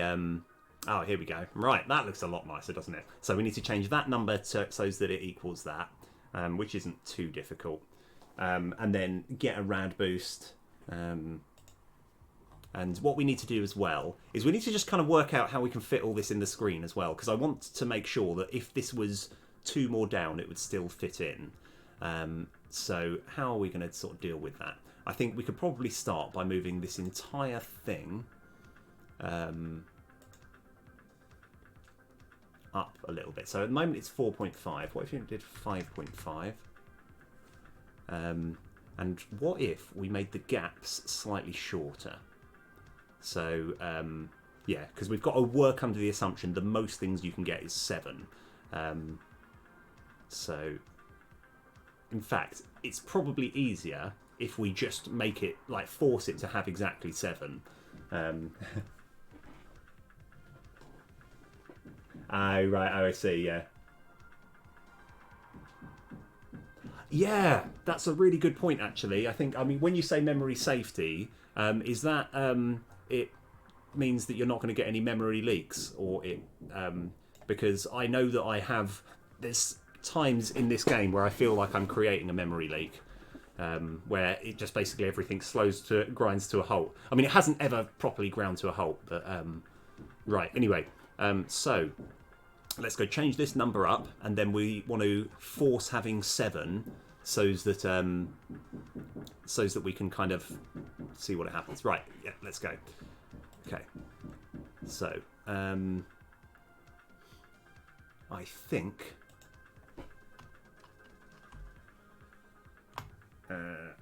what we need to do is go like that, and then +1. I think that's all we need to do there. So that's pretty much the number thing sorted. Okay, yeah, that's fair enough. I mean, one thing which I always wonder, right, and maybe someone with slightly better coding knowledge than me might be able to do. So I've got this, I've got a class here. So I mean, I'm picking specifically a class, not a mono behavior, right? But there's a lot of times where I'm creating these, I'm assigning it to something, and I don't really know if, like, when you swap scenes or when all this has been finished with, if it actually deletes itself, or if it's still storing it in, storing it somewhere in the memory, even though it's completely, like, useless once it's actually doing that. Okay. Yeah. Oh, yeah. No, that's fair enough. Because I have a feeling that whenever I'm creating one of these classes or something, and it's already done the thing that it needs to do, it then just like it then just kind of goes into the cosmos. It just like stays. It's like it's as if my like RAM is like, well, we need to keep track of this.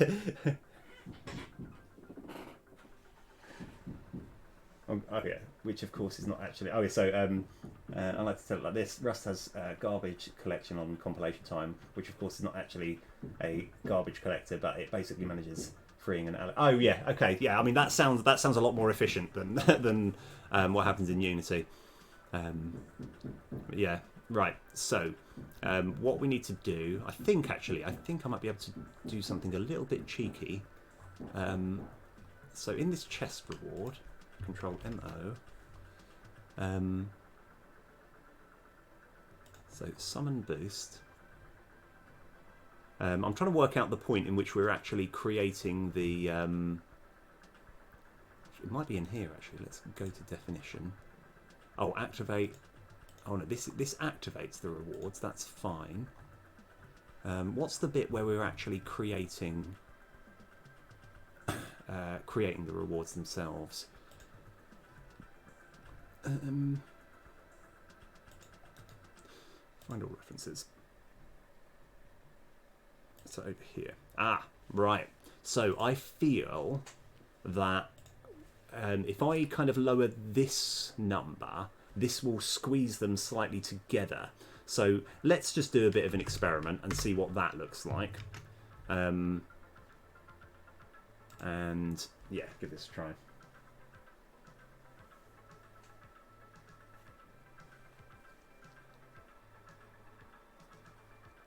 Oh, okay. Oh, right. No, that's pretty good. Like, obviously, like when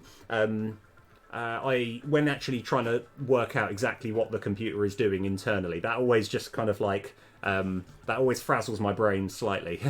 I'm always like, I just tell it to do something and it does it. I don't know why.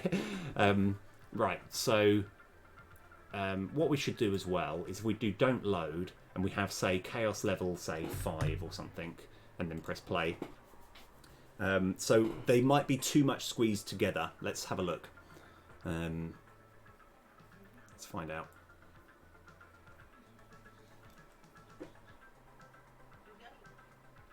I think they might be a bit squeezed together. Okay, all right. That really does illustrate the thing that we need. Right. So first of all, I think we just work on making this. So if hypothetically this whole thing here was I apologise for the banging, was 5.5. That looks okay, doesn't it? I think that's okay. So get a and then at the moment I don't think this does it. This will create an error message if I press it, so I'm not going to. But that is kind of like roughly, that's almost what we're going for. Let me just try and work out how I can kind of make it a little bit better. I think. So yeah, so when you do finally do it, it is just going to be a matter of clicking all of them. Yeah. So I think, what if it's 6? So okay, I've got an idea. So we've got this number here. Hold on. So that was 125. I think we're going to have switch. If I have float distance between each IR equals 1.25f. So that figures when. Oh yeah, sorry. Oh, sorry. I've got a bit of catching up to do. I apologise. Oh yeah. So my issue is that I'm referencing a mutable value in 2 places, which is not allowed, since if you borrow for a mutable value, you should be the only one to change it. Okay. From my understanding, the first borrow should have gone out of scope by the time I do the second one, and it should be fine. But the oh wow. Okay. Right. I see. That's Again, sometimes when you think, oh God, I've never had to worry about that. I mean, to the way which I've always, I mean, this is probably going to seem like really basic. You'll be like, yes, of course, I already know this. But the way which I kind of like, I like to just have, if ever there is a value that needs changing, I'll just keep it private and then have a separate function. Where I can change it from elsewhere, but I'm guessing that that's a little bit. That's probably, yeah, yeah, yeah. It's probably a little bit, yeah. Distance between each IR. Now we're going to have switch rumple level master script dot.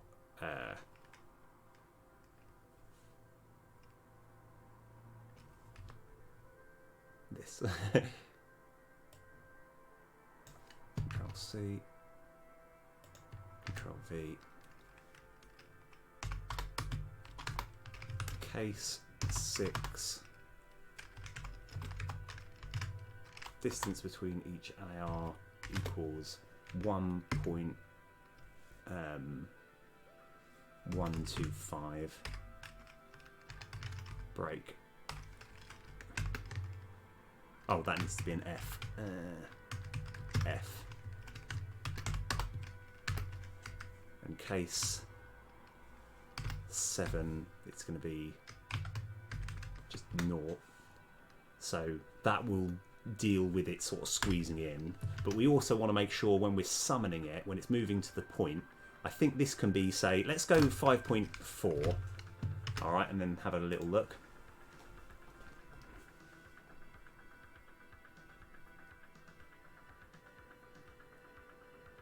Oh, right. Oh, quality. Oh, nice. Yeah, because it does. It feels like I say, it's probably a bit more Rust specific. But one thing which which I think, I've said multiple times before, when it comes to coding, once you know one code, one language, like for example in my case C#, it's easy to look at other code and see roughly what's going on. So it's like, like I say, I have coded in Python, which is why I'm still bitter. I'm still angry at Python. Even though I know literally everyone else says they love Python, so I'm completely on my own. This is an entirely biased viewpoint. Right, here we go. So that's 5, and that looks fine. Okay, right. And we just want to see if it's like 6 or 7, if it kind of works out.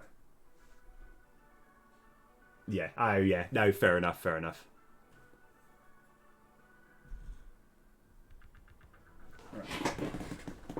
Oh, yes. Awesome.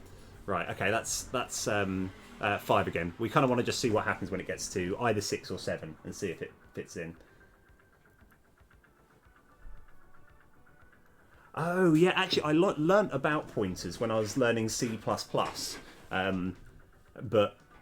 And when I realised that C# doesn't use pointers at all, I was like, well, how do you do this and how do you do that? Right, let's have a look. So 1, 2, 3, 4, 5, 6. So that's what happens when it's 6. And it still feels like this is a little bit longer than it needs to be. Oh, it's got to be... Yeah, okay, I know why. Because it hasn't dealt with the gaps. That's fine. So we just need to... We need to sort out the gaps, which shouldn't be too hard. So target Y scale equals that. I believe... So here, we need to just have this changed to something. Oh yeah, so we just need to have this code all the way up here. And this bit here we're going to have as... distance between IR. So we're just going to do some more tests to see if like the border stays correctly.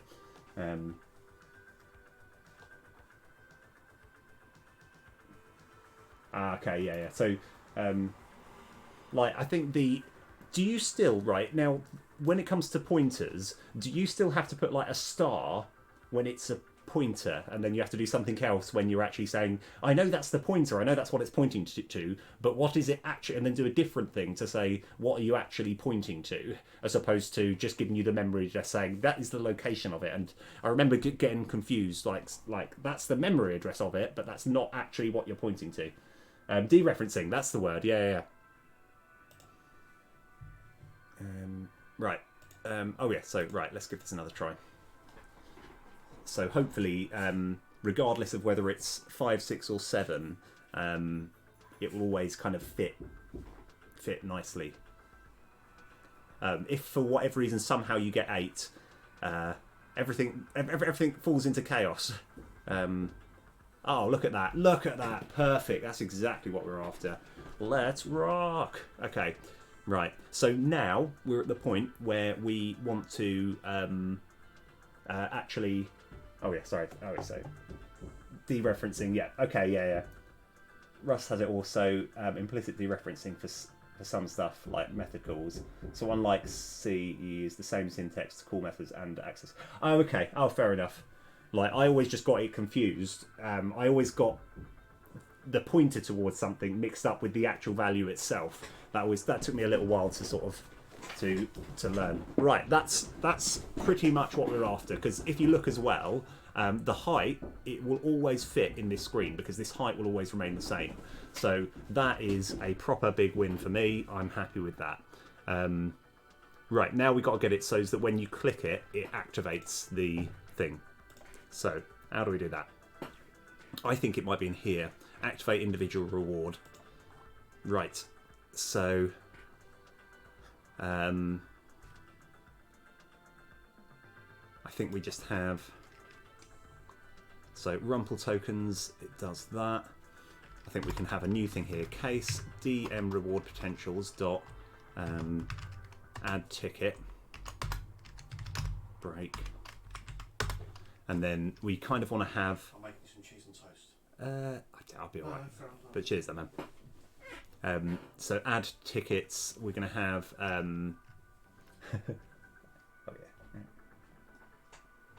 Oh, sorry, unless you. Oh, I see. Okay, no, that's fair enough. I think, but it's just, yeah, it's one of the most refreshing things when I got into C#, that it's like, you don't need to worry about pointers at all. However, there are times when I think, a pointer would be quite useful. It's like when I'm trying to get a constant reference to, for example, a time ticking up, right, that's on one thing, and I'm like, oh no, I just need to use the function.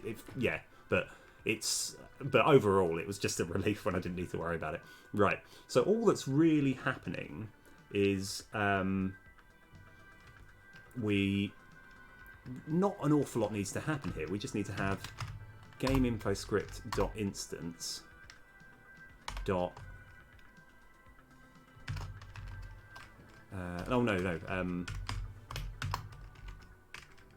Rumple level masterscript.instance dot ticket ints, and that will be hopefully, yeah, irc dot reward int plus plus. I need to make sure that is correct, so I think that's fine. And then in fact all we need to do here is case dm reward potentials dot add a boost rumple level masterscript dot instance dot again, apologies for the I think that's pretty much it. Apologies for all the drilling and banging and stuff. I think that might be all we need.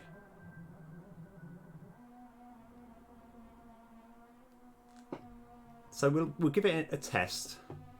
Yeah, like I say, really, I do apologise. I might turn the mic off if it's getting too bad.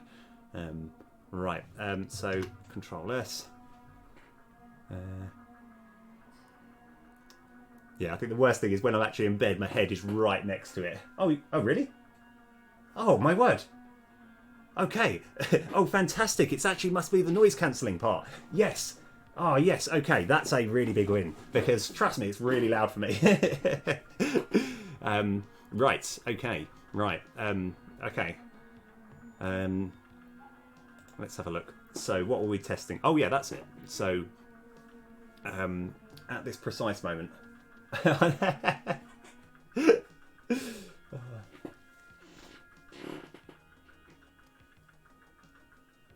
Oh, I guess so. I guess so. I see what you're saying. Yeah.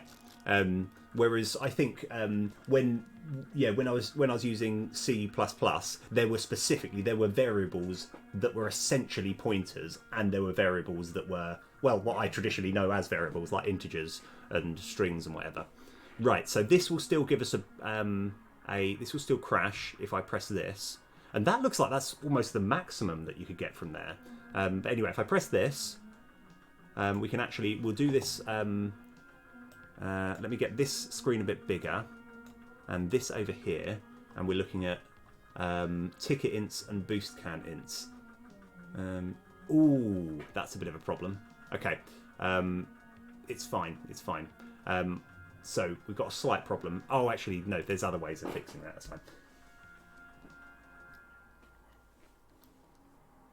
So say we have X that is a list, and in Python Y equals X would work, and you would. Yes, I see what you're saying. Yeah. So because of pointers in Rust, Y equals X would error since you aren't.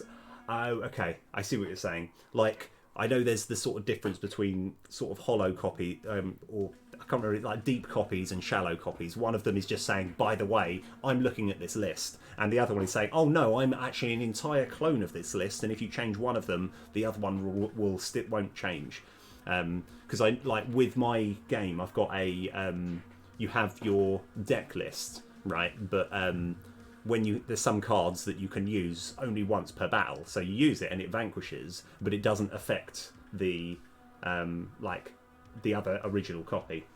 Right, so if I press this now, let's have a check. I probably should have had this on. If I just go, get a bit more space. We just need to go play focused there, and then we've got this bad boy, and we're going over there. Right, so it looks like if I click here, this number should go up, right? Because 6 is referring to level 7. Yes. Yes. Okay. All right. Now, the boost can ints. I'm just going to temporarily put this here and put this, so Wime and Splendor.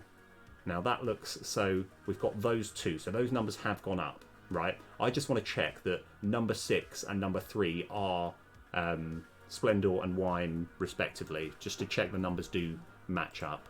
So Splendor is number 6 and Wime is number 3. Okay, boom. All right, sorted it. And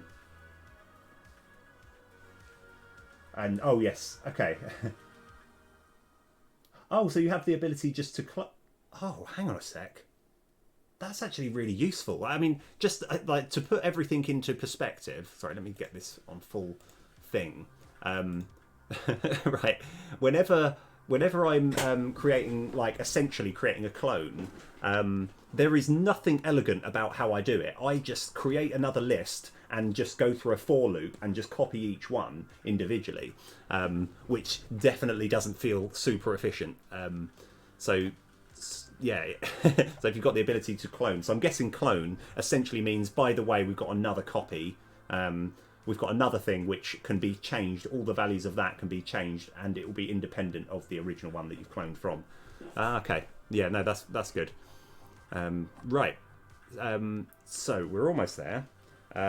What I'm going to do now is, it's not going to look super great, but now we have made a chest reward go. So I'm going to delete that from there. We're going to go onto the... let's go onto the title scene. Actually, no, cancel that. We go onto the test map. Sure, we can save that. That's no problem. And yeah, like I said, there's going to be nothing elegant about how this is going to work. In fact,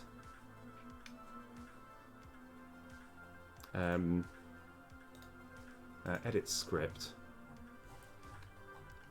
So this is the map test script, and I'm just having a little look to see how do we actually create the windows in the first place. The windows for anything, and I think it's all done on this. I'm just trying to find the right function. Create map text box. Okay, so we can have another script here, which will be public void create chest text box. Okay, and all we actually need is the int chest level, and game objects. Let's just put at the bottom here, private game object,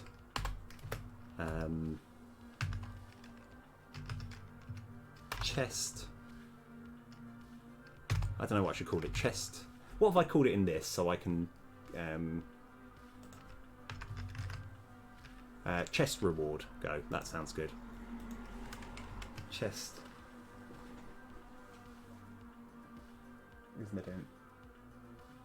The reason I don't do that for clone is because it's, as I said, clone could do a lot of extra work, so it's nice to be explicit. Okay, yeah, that's fair enough. No, don't worry. This is actually really interesting, and what is very good as well is it's quite easy for because I'm quite deep into this game. It's quite easy for me to kind of become complacent and forget like a lot of sort of programming roots and stuff. So it is actually quite nice. Hold on, let's have a look. Sorry, I might have done. Yes, yeah. Sorry, go around game. Sorry, I missed a little bit. Yeah. Rust also has copy, which means that you can just mem copy the bytes directly at basically no cost. A list doesn't implement that you would need to allocate new space and do extra work, which copy doesn't allow. Okay, yes. And Rust can copy implicitly, which is what I said at the list. Since if x was say an int, y equals x would work in Rust, and you would implicit. Okay, I think I get it. I think I understand it. But goodness me, I mean, like this is like. You know, when this is why whenever I'm making a game, I always feel like I'm kind of there's an expression which is standing on the shoulders of giants, where I'm thinking I've had a lot of people who are much better at coding who've helped me out like a lot. It's like CodeRad has helped me out, and obviously you yourself has. And by the way, Vivax, it's going to be it's probably going to be maybe in a few weeks or something, but with various different people who've like helped me out, I normally make a card or something, because I'm going to introduce some cards at some point, but I might be able to name a card like after you, because you've been in the chat a lot and you helped me out a lot, and you've come up with some quite humbling information that I'm like, oh my gosh, this is this is next level stuff. So at some point I could make a card that's like Vivax something, you know. It's, at the moment it's food for thought, but like if you'd be okay with that, that'd be that might be quite nice. Right, where are we up to now? Chest reward go equals resources. Copy copies the byte directly. Copy copies the byte directly. Clone does extra work because list is actually yes, I guess so. Yeah. If you copied bytes directly, you would get the same pointer, which is not what we want. Hence, lists only implement. Okay, yeah. I mean, because I can show you the big heavy bit of code which I use so that I can essentially clone the deck that's on the map, and so the in-game deck, because there are a few things that need changing. Game object. Let's go point this over like that. Right. Let's see. Move this up here. and we're just going to get the reference, which is just this one here. Copy path.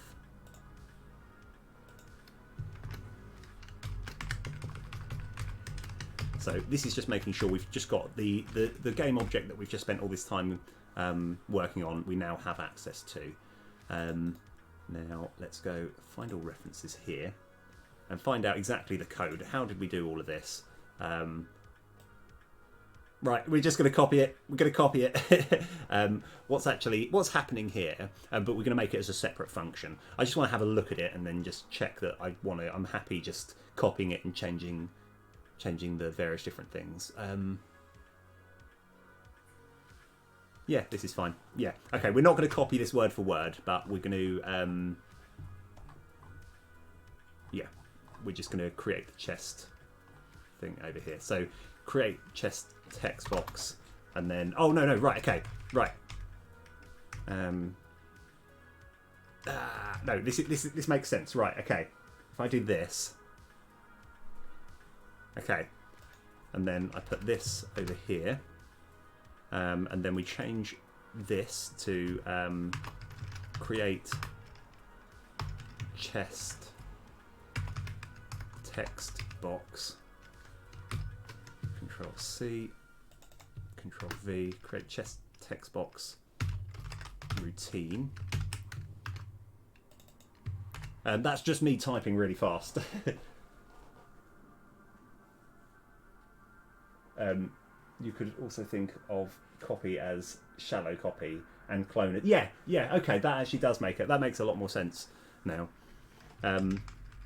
It's just because I know that, yeah, I guess, like, because I always find it a bit confusing, like when you're trying to get hold of a particular number, that number might change later, but you need to keep referring to it if you want it to be updated and stuff. Right, so we're going to just change this to chest reward script, and let's go rename this to CRS. And this is going to instantiate the chest reward game object. C, Control V, and here we're going to have summon chest, and we probably want a variable here which is going to be int chest level. Control C, Control V. Right, so now we can create the chest level here, and this is going to be much simpler. We just put chest level. Alright, I think that's all we need. So now we have the ability to create a chest box, a chest text box. I don't know why I've called it text box. There's no real text. I suppose, yeah, we can call it that. That's fine. I think just for continuity. But so we now have got the ability. I'm just having a quick look, checking this is all the stuff that we need. So now I'm going to be a little bit sneaky and go Control MO, close everything up, update.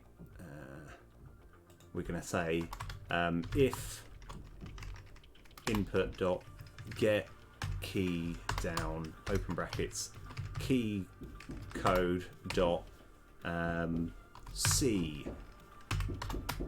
then we're going to create chest text box 0, and if we have, I want to make sure that I'm not using letters that we've used already. Let's try N. Then it will do that. So why have we done all of this? Control. Why have we done all of this? Because we want to actually test to see if it works in game, right? And then we can actually start attaching it to the tiles and making sure that it works. So let's do this one first. So we're on the test map. Hopefully there won't be an error message as it starts. I think it's going to have to create a whole new map from the start, but let's see. Let's see what happens. We might have to go out and then we might have to go through a different system to get in here, but let's have a look. Right. Okay, yeah, we're all working. Everything's fine. Okay, it's all loaded in. Right, so now play maximised. Okay, C. Right, so when we get a chest, I've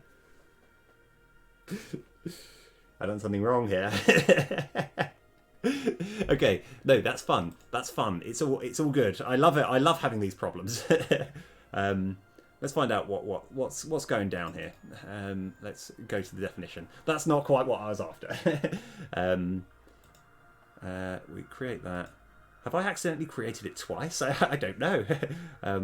Anyway.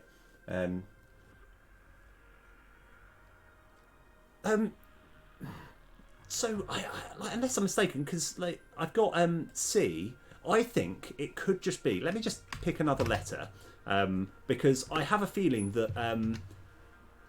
Oh no, I know the problem. Yeah, everything's fine. All right, so C was fine. It's something I've made this mistake so many times before, and I probably should have learnt from it by now. But it's not that much. It's because upon creation, it's summoning itself. We don't need to do that anymore. We want to do that independently. We want to tell it when to summon, as opposed to just saying, yeah, so this should be fine now. Right. And then it's just a matter of attaching all of this to work when you press a chest.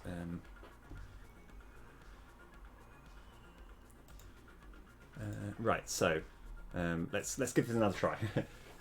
Right, I think we're getting there. We're getting there.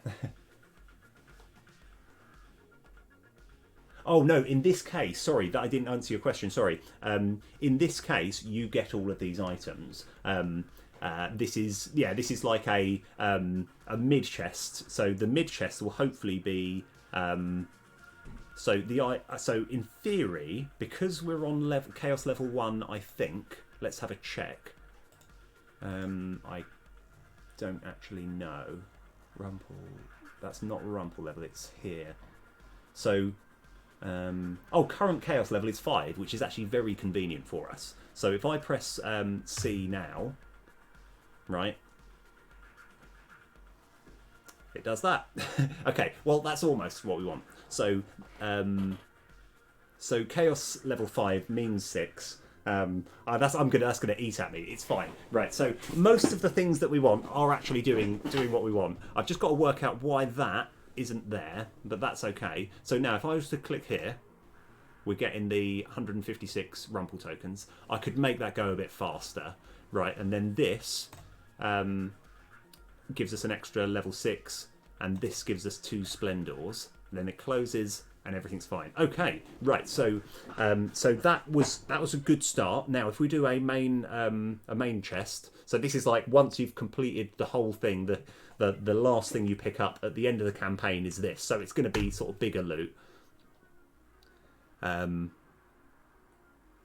get like more tickets, and statistically, I think you're always guaranteed at least 1 boost. So that was actually a bit of an unlucky one. And then you get the Rumple tokens, and then it goes back. Okay, so now those.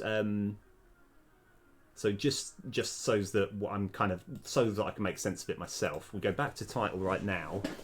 Don't worry, this always just takes a little bit longer. That's fine. It's probably so if I were to, so buying a ticket, because we're on a higher level, we can buy a ticket. So I don't actually need to do that. So at the moment we've got 8 there. Whereas I think if I were to... So 8 there and 6 there. But if I was to do another chest, this one number should go up by 1. So what we're hoping is 9 and 9 as well, because this will go up by 3. If this all works. I think it's probably safest for me to go resume game. Alright, so they should be 9 each. But I just want to check that the numbers do sort of calculate.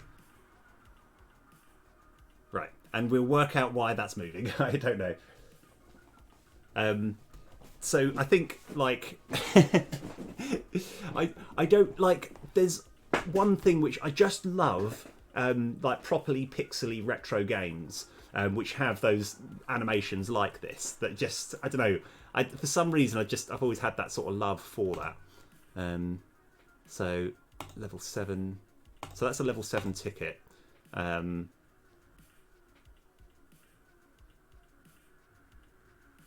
Is that correct? Yeah, we might have the... Oh, wait a sec. I think I might have got something wrong there. So that was a level 7 ticket, and if I do that... Oh, they're level 8 tickets. That's fine. Okay. So we can get all of that. So the level 7 would have gone up by 1. I think that is fine. I think all the numbers kind of work out. So... yeah, it's only just it frustrates me. This is one of those times where the elements just kind of get a little bit annoying, because I know this number here, element 0, should always be 0, because you don't need a ticket to do level 1, right? I think this works out. I think this is fine. Oh, the transition! Oh, wow! Yes, okay, cool. We've got someone. I'm really excited. So let's have a look at what's happening outside when we're not on. So I play focused, so we can have a look, right? But I'm going to zoom all the way out, and then I'm just going to, while we're in here, I'm just going to go escape back to title, right? It actually fills perfectly the whole square, right? Like the way that I did that was that required a lot of trial and error, but essentially the actual sprite which I've used, I essentially had a sprite and I tiled it. So in fact it'll be easier if I just go like this. New game, that's fine. Okay, pause. Right, so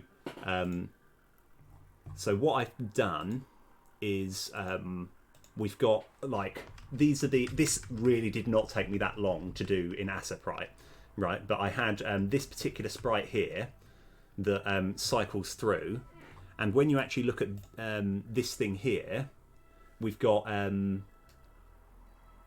tiled, right? So if it was simple, it would look like that, actually, which would kind of look quite good, to be honest.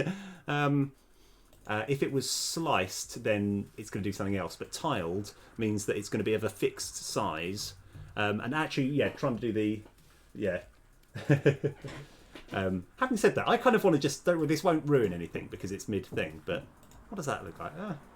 That kind of looked quite good as well. I mean, I won't use that. I'll stick with my original one. But... you know, when you actually look at something, think, that kind of looked quite good as well. And when it comes to actually drawing this was so lazy. I essentially just needed to draw one corner, and then I essentially just mirrored it again, like to get all of that. So yeah, so each like this is just exactly like perfectly a mirrored version. Yeah. So it's just one corner. So like, and that really didn't take me that long. The hard part was the coding, but yeah. Anyway, sorry. I probably went slightly off on one there. Right. So, what were we gonna do? Right. I'm trying to remember where we were up to. Oh yeah, that was it. Okay. So I might need to tweak some of the numbers at some point, because so what should happen? Oh yes, right, boom. That was what we were going to do. Let's go. Okay, why is the chest not at the place where it should be? I think I know. So hypothetically, I think I know. So if I press C and pause, this chest is not moving with everything else. So let's just kind of try and work out what's actually going on. So it creates it there. It then does all the shaking, which is great. Still shaking, that's fine. And then it's slowing the shaking down, and then it instantly moves somewhere else. Right, why is it doing that? It's alright, we can work it out. So out of interest though, okay, so it still remains like proportional to where it should be, Oh, and in theory, that might actually get in the way. That's fine. That's fine. I'm not too worried about that. Right, so we just got to work out why it's moving, and why it wasn't moving in the test scene. So we've just got to go down to the roots. So if we go back to the test scene now, we put in the chest reward go. I have a feeling it's to do with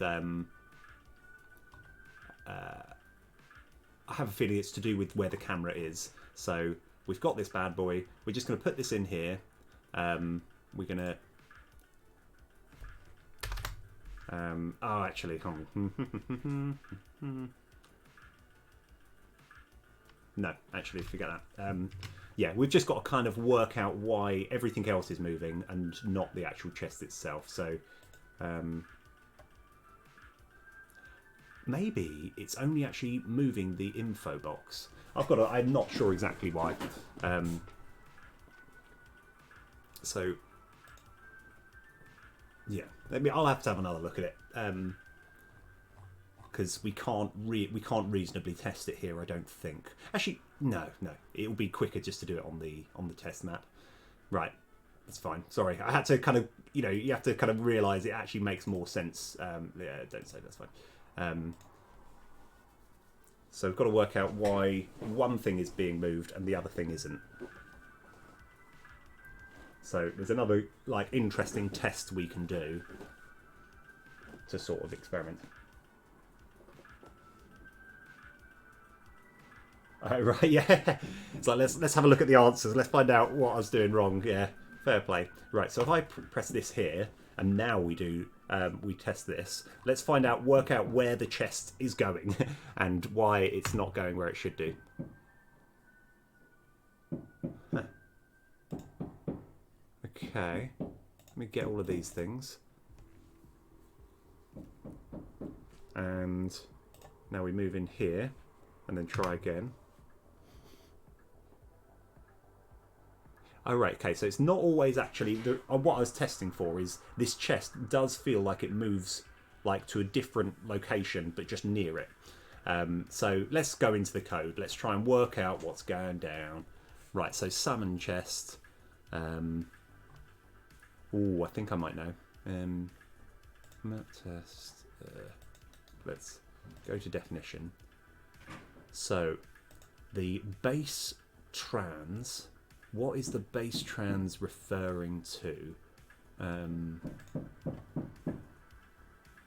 Chest trans.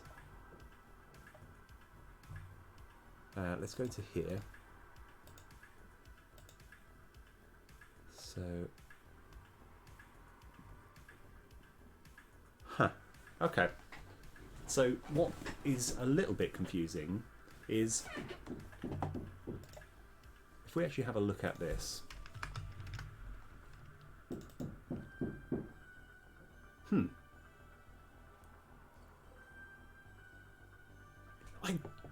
Okay, right. This is fun. I like it. This is why I love all these problems. I genuinely do. It's so satisfying when you can actually kind of work out exactly what's going on. So if I said find all references here.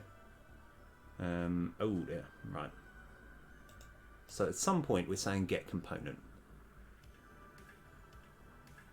there, which is great. Okay, so the base trans is the main thing, and upon awake, base trans is equal to that. So it must be to do with this chest trans just not moving where it should do. Yeah, this is a proper challenge at the moment. I'm slightly baffled. So yeah, I'll let this just be a little bit of trial and error. Just got to try and work out why. Oh, fair play. Oh, sorry. Yeah. Oh, hey. Fair play. You're gonna make a pizza? Goodness me. Oh wow! I mean, when you say make, that almost implies you're actually gonna knead the bread and put all the cheese. It's like to me, it's almost too much effort to have a frozen pizza. But fair play. Oh, cool. Okay, right. So, let's.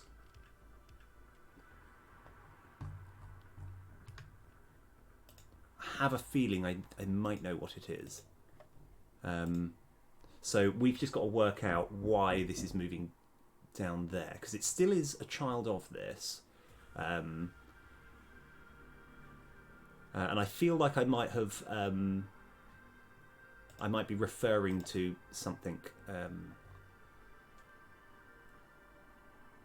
So,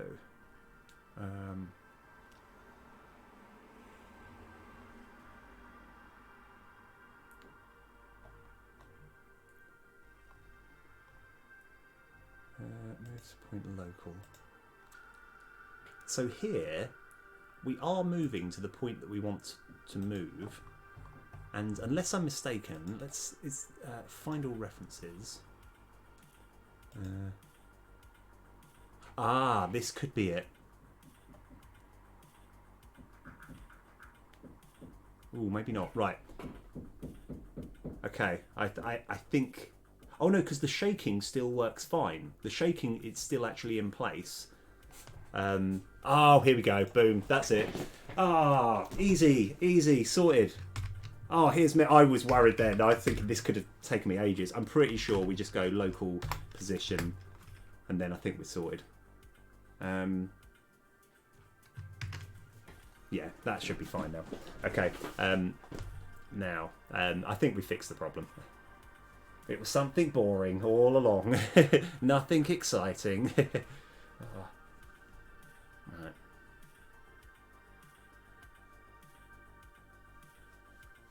So let's just give this another test. So we're in the main thing. I just want to double check it works. And then we can actually start putting the tile encounter in so that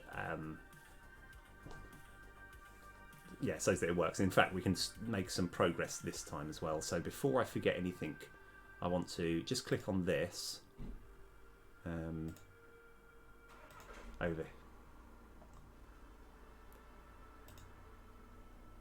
Let's get rid of that.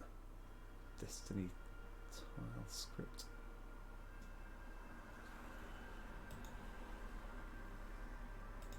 I think it's this island tile. That's it. Let's go edit this script. We just need this open in a little bit, but let's just check to see if it all works. So hopefully now, yeah, that's better. Okay. All right. Yeah, all sorted. Okay.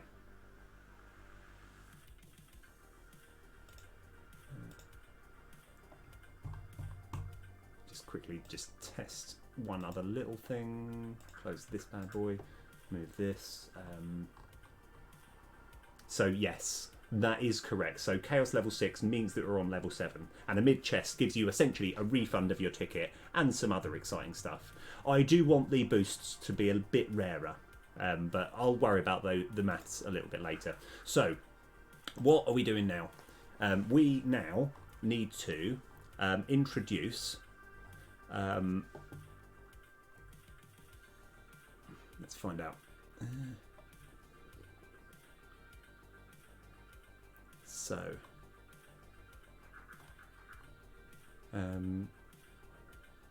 we just need to have case island encounters dot chest. But we want a mid chest and an end chest. So we're going to change that slightly. So go to definition. Oh, thank goodness, chest is right at the end as well. That makes life a lot easier. So we're going to have mid chest and end chest. Okay. All right. I think that's all we need there. And now let's go back to here. So case mid chest. We're going to say we can actually copy quite a bit of code from somewhere. It's this. It's not exactly this. We just need to have map test script dot instance dot create chest text box, and that will be specifically 0, and then it will be while map test script dot instance dot busy yield return null. Okay, so Control V. This will be end chest, and it will be exactly the same except for we're changing that to 1. Okay, so now we need to create a new map, and we've just got to make it so that the first one is a mid chest and the second one is an end chest, so we can test them both concurrently. Right, let's go. I'm just having a look. I think that's all we need to do. Right, so map test script here. This is a big old script, isn't it? Never mind. Oh yeah, right, okay. I feel, let's just, right. If only we had some quick way of of commenting it out. Right, yeah, we don't need that anymore. So we're creating the map, and then and so if it's mid-campaign, don't need to worry about that. Whereas there's a certain point where there's a Big Daddy map class where we're changing all the components, and I think there's a separate function somewhere which deals with it. In fact, let's go.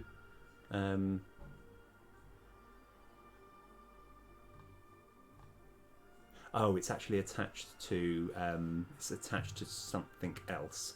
So we've just got to work out. I think it might be on a script that we don't have open. So if I close this over here, open this bad boy on here, edit script, we've just got to work out where we're creating the Big Daddy map script. So it's over here. Let's go find all these references.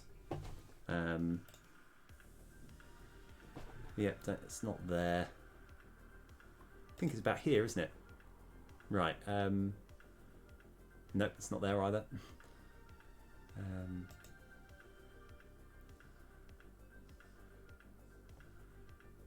So it's not actually this one either. I've got to remember where we're actually creating it. So let's go back in here.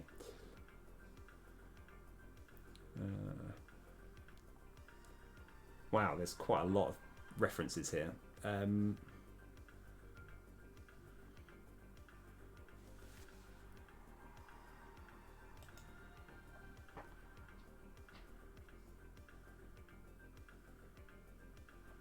Yes, okay. So yeah, this is it. This is fine. Right. So what I did earlier is we can just go, we can change this to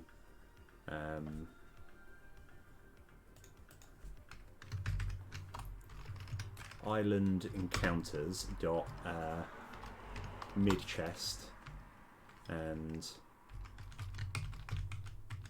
island encounters dot end chest. Something's wrong.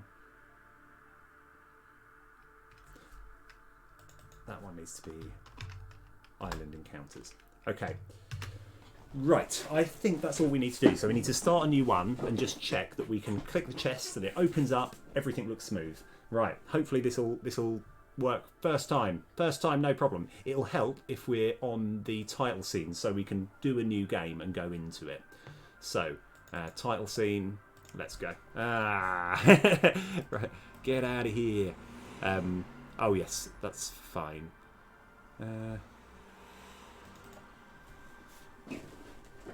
Ooh, okay. Right, we do have a bit of a problem. So I don't think this is going to matter too much. Let's see if this runs us into problems. This was essentially me trying to fix a problem, which I don't think is even a problem now. But let's just check mid chest and.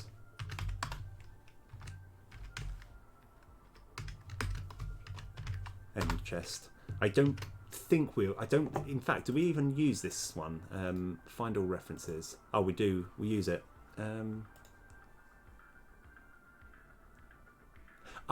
That's fine. Okay, so we might not necessarily get the correct tile, but that's okay.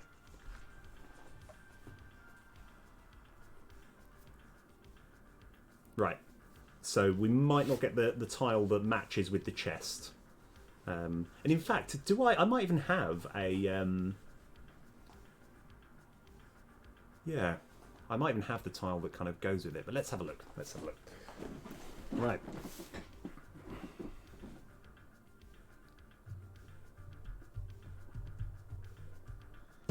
Right. Sorry, I'll tell you what. Yeah, it's going a little slow. I think I might need to do a bit of a reboot at some point, but I'll do that later. Right.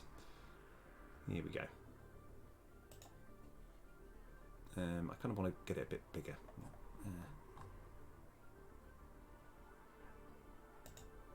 Why can't I move the sides of everything? Okay, alright. Sorry, before I do that, let's go maximised. Okay, don't worry, ignore that. New game. Alright, okay. So first of all, is it going to be the chest picture? No, it's not the chest picture. But hopefully it should do the thing that we want it to do. So this is the mid-level chest. This is what will happen. We'll get all this loot, be like, yeah, brilliant loot, fantastic. And I was kind of hoping it was going to move to the next place. So I'm just going to press T now to move us to the next place. And then see if this is the late one. Okay. Oh yeah, and this is some serious loot. So it's not moving us to the next place, but I think there is a good reason as to why that is the case. Yeah, so we'll worry about we're going to worry about the images later. I think that's it. There's some old code where you need to put in a variable that's rarely used. So I might need to fix that at some point. That's no problem though. We just got to work out why it's not progressing to the next. And I think I know why actually. So where we've got this Destiny tile thing, whenever we're creating a map text box, we're waiting. But then yes, here we go. We just need to have case island encounter mid chest and case in capitals accidentally case island encounters dot end chest.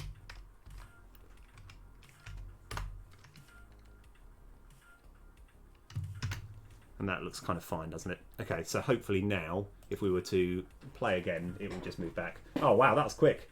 I was trying to work out if you actually properly, professionally made a pizza, or if you're just putting a frozen one in the oven, because like actually making a pizza is a mission.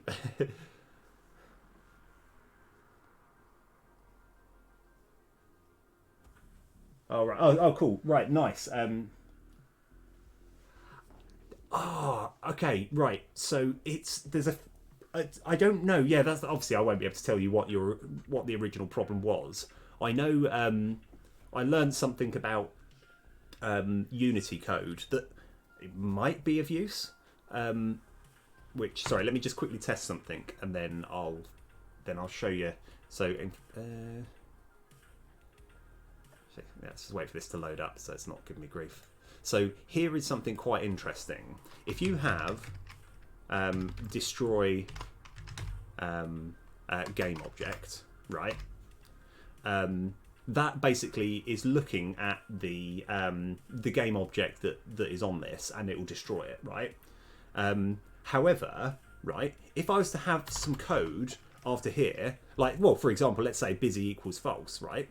What took me so long to work out is even though it's destroying itself, it's waiting essentially for the next frame to destroy it. So it's still going to do this bit of code, right? And because I just thought it would destroy it instantly, but it essentially waits until the end of the frame. And I don't know if that's actually, yeah, like kind of, it's so like that. I mean, by the way, I worked that out the hard way. That took me so long to work this out because running into problems because there were certain bits where I had some code underneath, but I was like, it doesn't matter. Yeah. Oh yeah. I'm sure there is probably a really good reason, but it's just. In fact, what's the text say? Removes a game object, component, or asset on the next frame, on the next frame afterwards. All right, because it still does complete the rest of the code.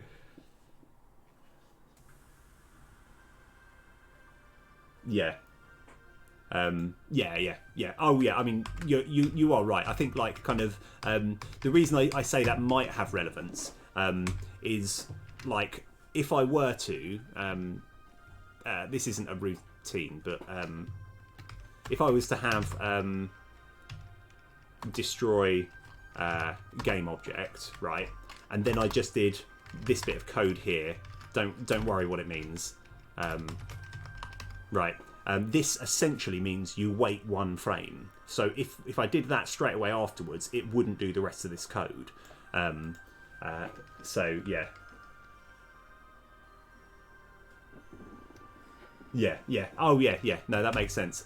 I just like I say, I don't know if that was useful. It's just kind of like I know that's something which I definitely got severely stung by not knowing that. Right. So I think we're looking pretty good now. Oh yeah, of course I was going to test. Oh, I needed to. I shouldn't have saved anything. I should have just let it be. So yeah, I'm not sure why everything's a bit slow. I might need to. Yeah, like I said, I think I've just got too much stuff going on. But let me stop play again. We're just going to test to see when you open the chest, you get the loot, it goes to the next place, and then you can move on. Right. And I think once we have done, now that we've actually done this bit now, a lot of what I need to do, probably for the next good few streams, is just getting everything better, making everything look nicer, making everything work. And another thing that I probably need to tackle with is this number doesn't go down. So, like, this is the number of year 7 tickets, but if I were to go new game, that number is not actually going to go down. But that's, that's just a little thing. That doesn't matter. Right. So, let's have a look. Oh yeah, of course, I need to sort out these pictures, because these are the wrong pictures, but that's fine. So, there we go. We get this loot. We get all this stuff. Kind of want to do stuff just while I think about it on the fly. Map UI go. I just want to edit this script, because we're going to use it in a little bit. So, we get the Rumble tokens, we get the ticket, get the can of Splendor. And then it moves to the next one. Right, and here is more like valuable loot that you can get. Loads of stuff. Bam, bam, bam. Close it all. And then you could do whatever's next after that. Okay. It's okay. It's alright. It's just my computer slowing down. Right, and then you could play the game. Okay, all right, fantastic.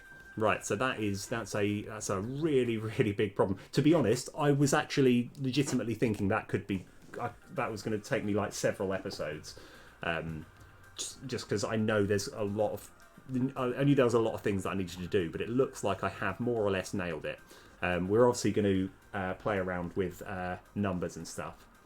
So the only big thing that I need left is the concept of sound and music, which are two separate things, because what I want to happen, I want to have like one tune, right, that like is say 5 minutes, and then another tune that's 5 minutes that has a similar beat, right, and so it will just kind of smoothly transition. Because like whenever you're playing something like Dark Souls, for example, you'll be listening to, like, during a boss fight, you'll be fighting, like, doing the first stage or whatever, right? And then when he suddenly, like, it's in the second phase where it goes all fire or anything, the music doesn't just instantly just change. It transitions beautifully into, like, a more epic sort of sounding bit of music. And I'm kind of looking to use that but it's still kind of keeping that same beat of the original one, the same sort of number of beats per second. So the way that you do that is essentially you have 2 tracks that are of the same length, and you fade out one and start another one at the exact same time, so that like kind of it just feels quite sort of smooth and everything. And I feel, why didn't I do that and just have a version for the title screen, a version for the map, and one for when you're in combat, or for your actual combat screen, and another one for when it's actually the combat phase of the enemy. So it's going to be like a quick one, and that's going to be more of a sort of panicky, like I don't know, haven't really worked out what the music's going to be, but that's my plan anyway. Right. Okay, I tell you what, I think I'm going to call it here, because I actually have got a bit of a busy day. I'm going to be I'm going to be playing board games later today, and I need to get myself ready. But this has been absolutely fantastic stream. I've got a lot of stuff done, and yes, let's rock. And we've got something which I thought might take multiple episodes, and we've done it in one. So this is a big win for me. All right. Anyway, I'm gonna head out now, and I'll see yous a little bit later.